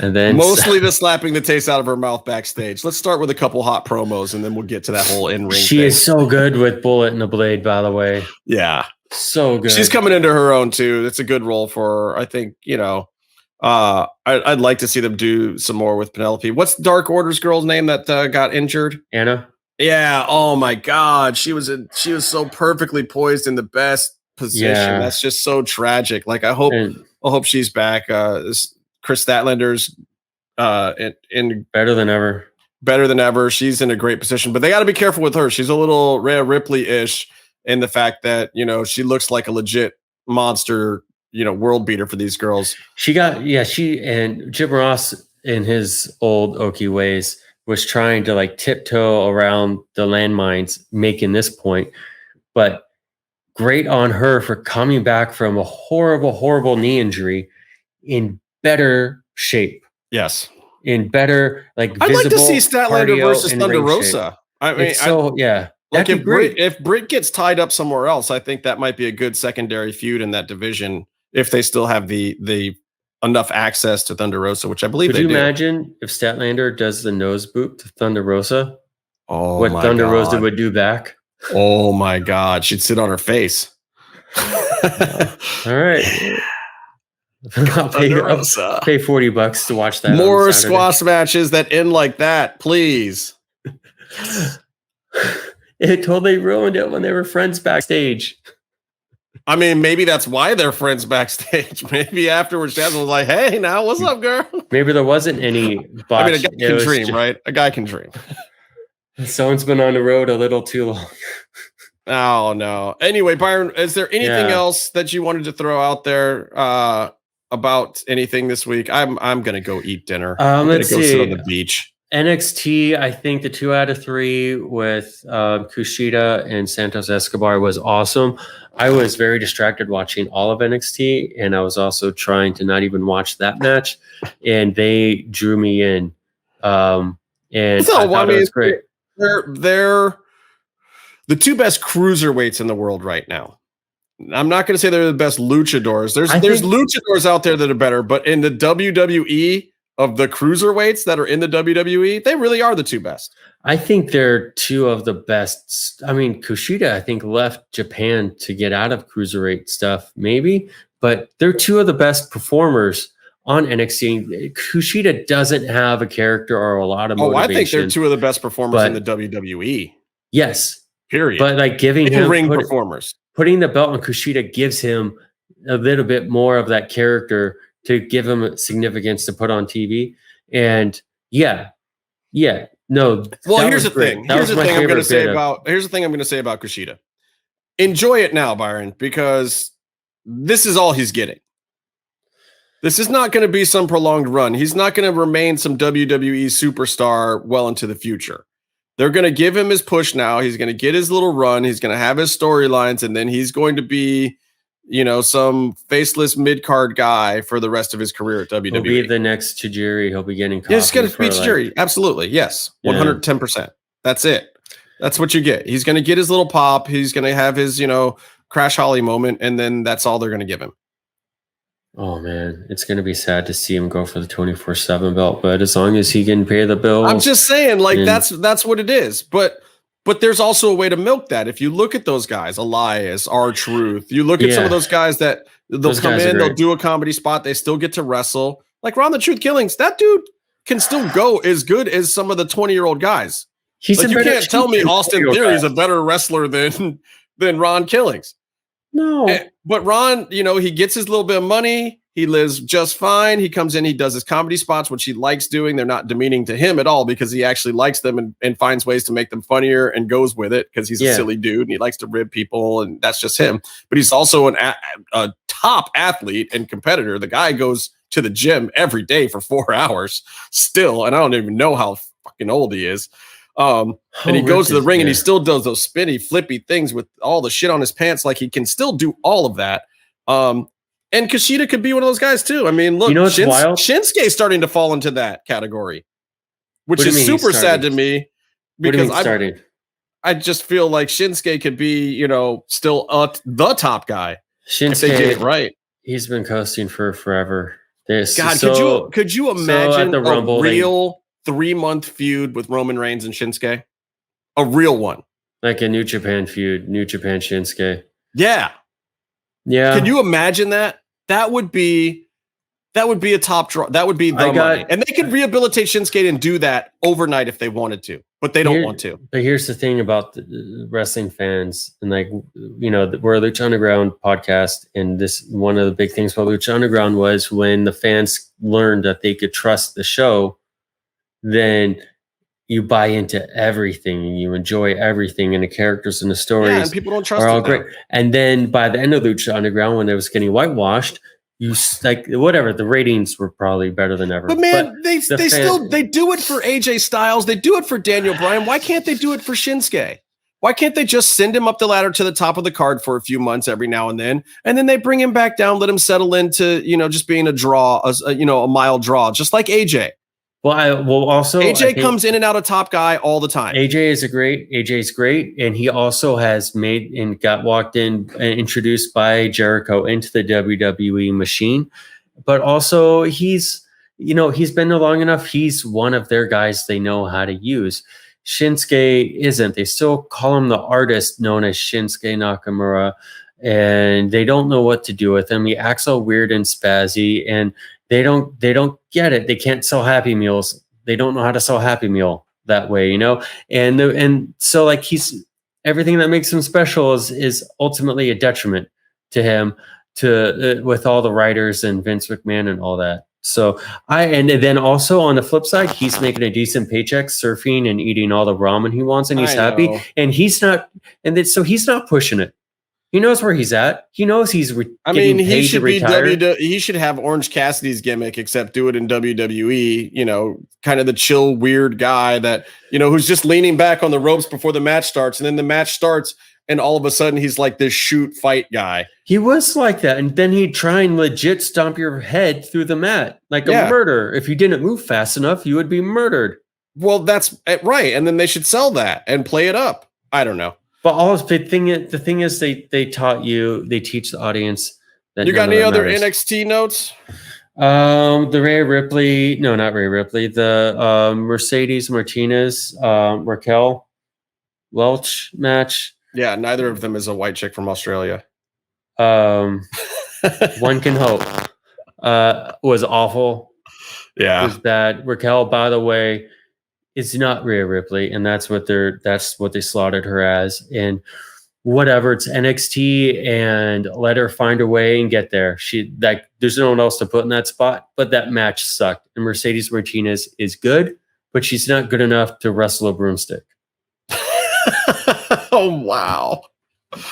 Oh, we could always put Casey Canizaro in that feud. Cameron Grimes, though, that stuff is all hokey. Cameron Grimes is great. But it's so much fun. Like buying a house for $10 million and it's the $1 Million Man. Look, and you're just getting to the point where he just goes, Ted DiBiase. Like I'm liking all these dudes. I'm liking Bronson. I'm liking Cameron Grimes. I'm liking Dexter Loomis. I'm liking Cross. Like the whole class. Honestly, the guy that I liked the least was Archer of Infamy guy. Fuck that guy. By the way, Miz tore his Achilles working a match. I know. Archer of Infamy tore Miz's Achilles like a month or two after he did the WrestleMania thing, a little bit after he was just champ, and he has another kid and he has a show, blah, blah, blah. And Archer of Infamy tears Mrs. Achilles in a match with zombies. If it's not a cue to take it easy, I don't know what is. Zombies, literally zombies. Yeah, that's a cue. That's a cue to slow it down. But look, man, if he messes up, if Priest messes up, that's it. Look, he's in Cross's spot as far as I'm concerned. So if he messes up and gets the boot out of there or gets pushed back down the card, that just frees up the spot for Cross to jump over to Raw at some point before the next WrestleMania. And honestly, I swear to God, if he hadn't gotten hurt, he would have had his run with the belt already, and they would have moved him up. He'd be in Raw right now. And then Finn would be champ again, and then you could have competitive matches with O'Reilly and stuff where it's not a 7-foot dude versus 4-foot dudes. I mean, dude, and if they ping pong the belt back and forth between Finn and Cross right now, No, I think I'm worried they want Cross to chase. I'm worried they want Cross to chase because him as a champion hurts them. But I hope that they just go with the NXT model of just having a dominant champion. I think they should do that. I also think it's a developmental program. So also, this is where you have Cross try stuff out. Have Cross find the way to be the guy who goes on Raw and does a 20-minute promo and has 2 other segments and a match and stuff like that. Have them do that. And they got to control the energy level of what they're writing for him. And I feel like, and I don't think it's him, I feel like the writing for him is one note. Yep. And sometimes that note is the cool, chill version. Sometimes it's the growly, monster thing. Sometimes it's the Undertaker with the tarot cards and the reading the future times up stuff. But the problem is they're never mixing all 3 of those things together in the promos anymore. They were doing it for a little while. They're not doing all 3 things at once, which is what I want. I like it. I like his character when I do too, but I want the silent hitman American Psycho Cross combined with the mysticism TikTok Toll Man Cross brings in combined with the White Rabbit monster, Destroyer X guy like he came into Impact. I want all 3 of those combined. Yeah, but I don't want any of them to be grimacing and growling. I think that's too over the top. I think it is. I think he can do it every now and then. I think a little frothing at the mouth is okay. But I like it when he comes in, like at the beginning of his NXT promos, and he's just like, I'm a fighter and I'm going to do violence, and this is the entertainment you're seeking. So you're welcome. I'm going to hurt people for you. Right. And it's just like there's an intellectual aspect to it, which differentiates himself. Like when he got hurt and he cut the promo, and not in life there are obstacles, but in my life the obstacles are the path or something. And you're like, this guy is someone to pay attention to. Yeah. I mean, it's weird because he should not be acknowledging certain things at all, but I don't know that they're going to give him a choice with the way that they like to kind of share the wealth down there. It's a very handshake organization. But again, this is part of why I think he'll benefit of going up to Raw. We'll see. I don't know. Anyway, wrestling is wrestling. Wrestling is wrestling. You got 33 seconds because I got to go. Great. Brightness down. Here's Minoru Suzuki. These are all figures. You saw him. Casey has him. I have him now, so I'm also cool. And then here's Sammy Guevara. He's dope. He came with signs. Those are dumb. They're all the same sign that says "Hit me up." We all know he has a girlfriend. Yeah, he does. He has a long-term girlfriend, and I think he's of the generation. I guess so. Is his girlfriend available? No, he's like of that generation where it matters. Generation of wrestlers where it matters, or they're not like big enough. AEW isn't big enough to where that's not sharing is caring. That doesn't make a good wrestler. Well, you're not in Inner Circle. This is Proud and Powerful, LAX. These are my favorite guys. They're super dope. Also, they got all the gimmicks with them too. And then Justin left. I didn't leave. What just happened? Oh, I probably hit something. I hit something. There's a Ricochet tweet. What's happening? It's because that thing is still open. I'm clicking buttons. Oh, you're doing it. How are you? Oh, are we in the same account? So yes, that's cool. From that one time I ran the show, I can do these things, but I don't know how to drive this thing. Wait, you're showing off figures, so I should do this, right? Yeah. Well, I was going to do it quick. So this is the new improved Hangman, which is dope. Whichever. So this Hangman rules. Don't buy a Series 2 Hangman. This guy has a drink and he has his Maybe pants. Me and Allie and Rosemary shouldn't be the ones in the big picture. Maybe it should be you. And then this is obviously Vader. You enjoyed the thing. Don't worry. Don't put the jockstrap mask on. Vader rules. He's going to break some poor jobber's back before he goes back to work at Home Depot. Here's Io Shirai, who is more than Ricochet ever will be. Unfortunately, I love Ricochet. Also, like, make the claim and stick to it, dude. Then people will give a shit about you. Why don't you do that? Why don't you not do everything you can to make people care less about you? Like saying, my character is that I'm happy to be here. And then everyone else falls asleep before the period on the sentence. Heel Ricochet. Like, there was a great promo that he did that was taped. He gets out of a car. It's at night. He's wearing sunglasses. I don't watch the audio because why would you? It's not important with him.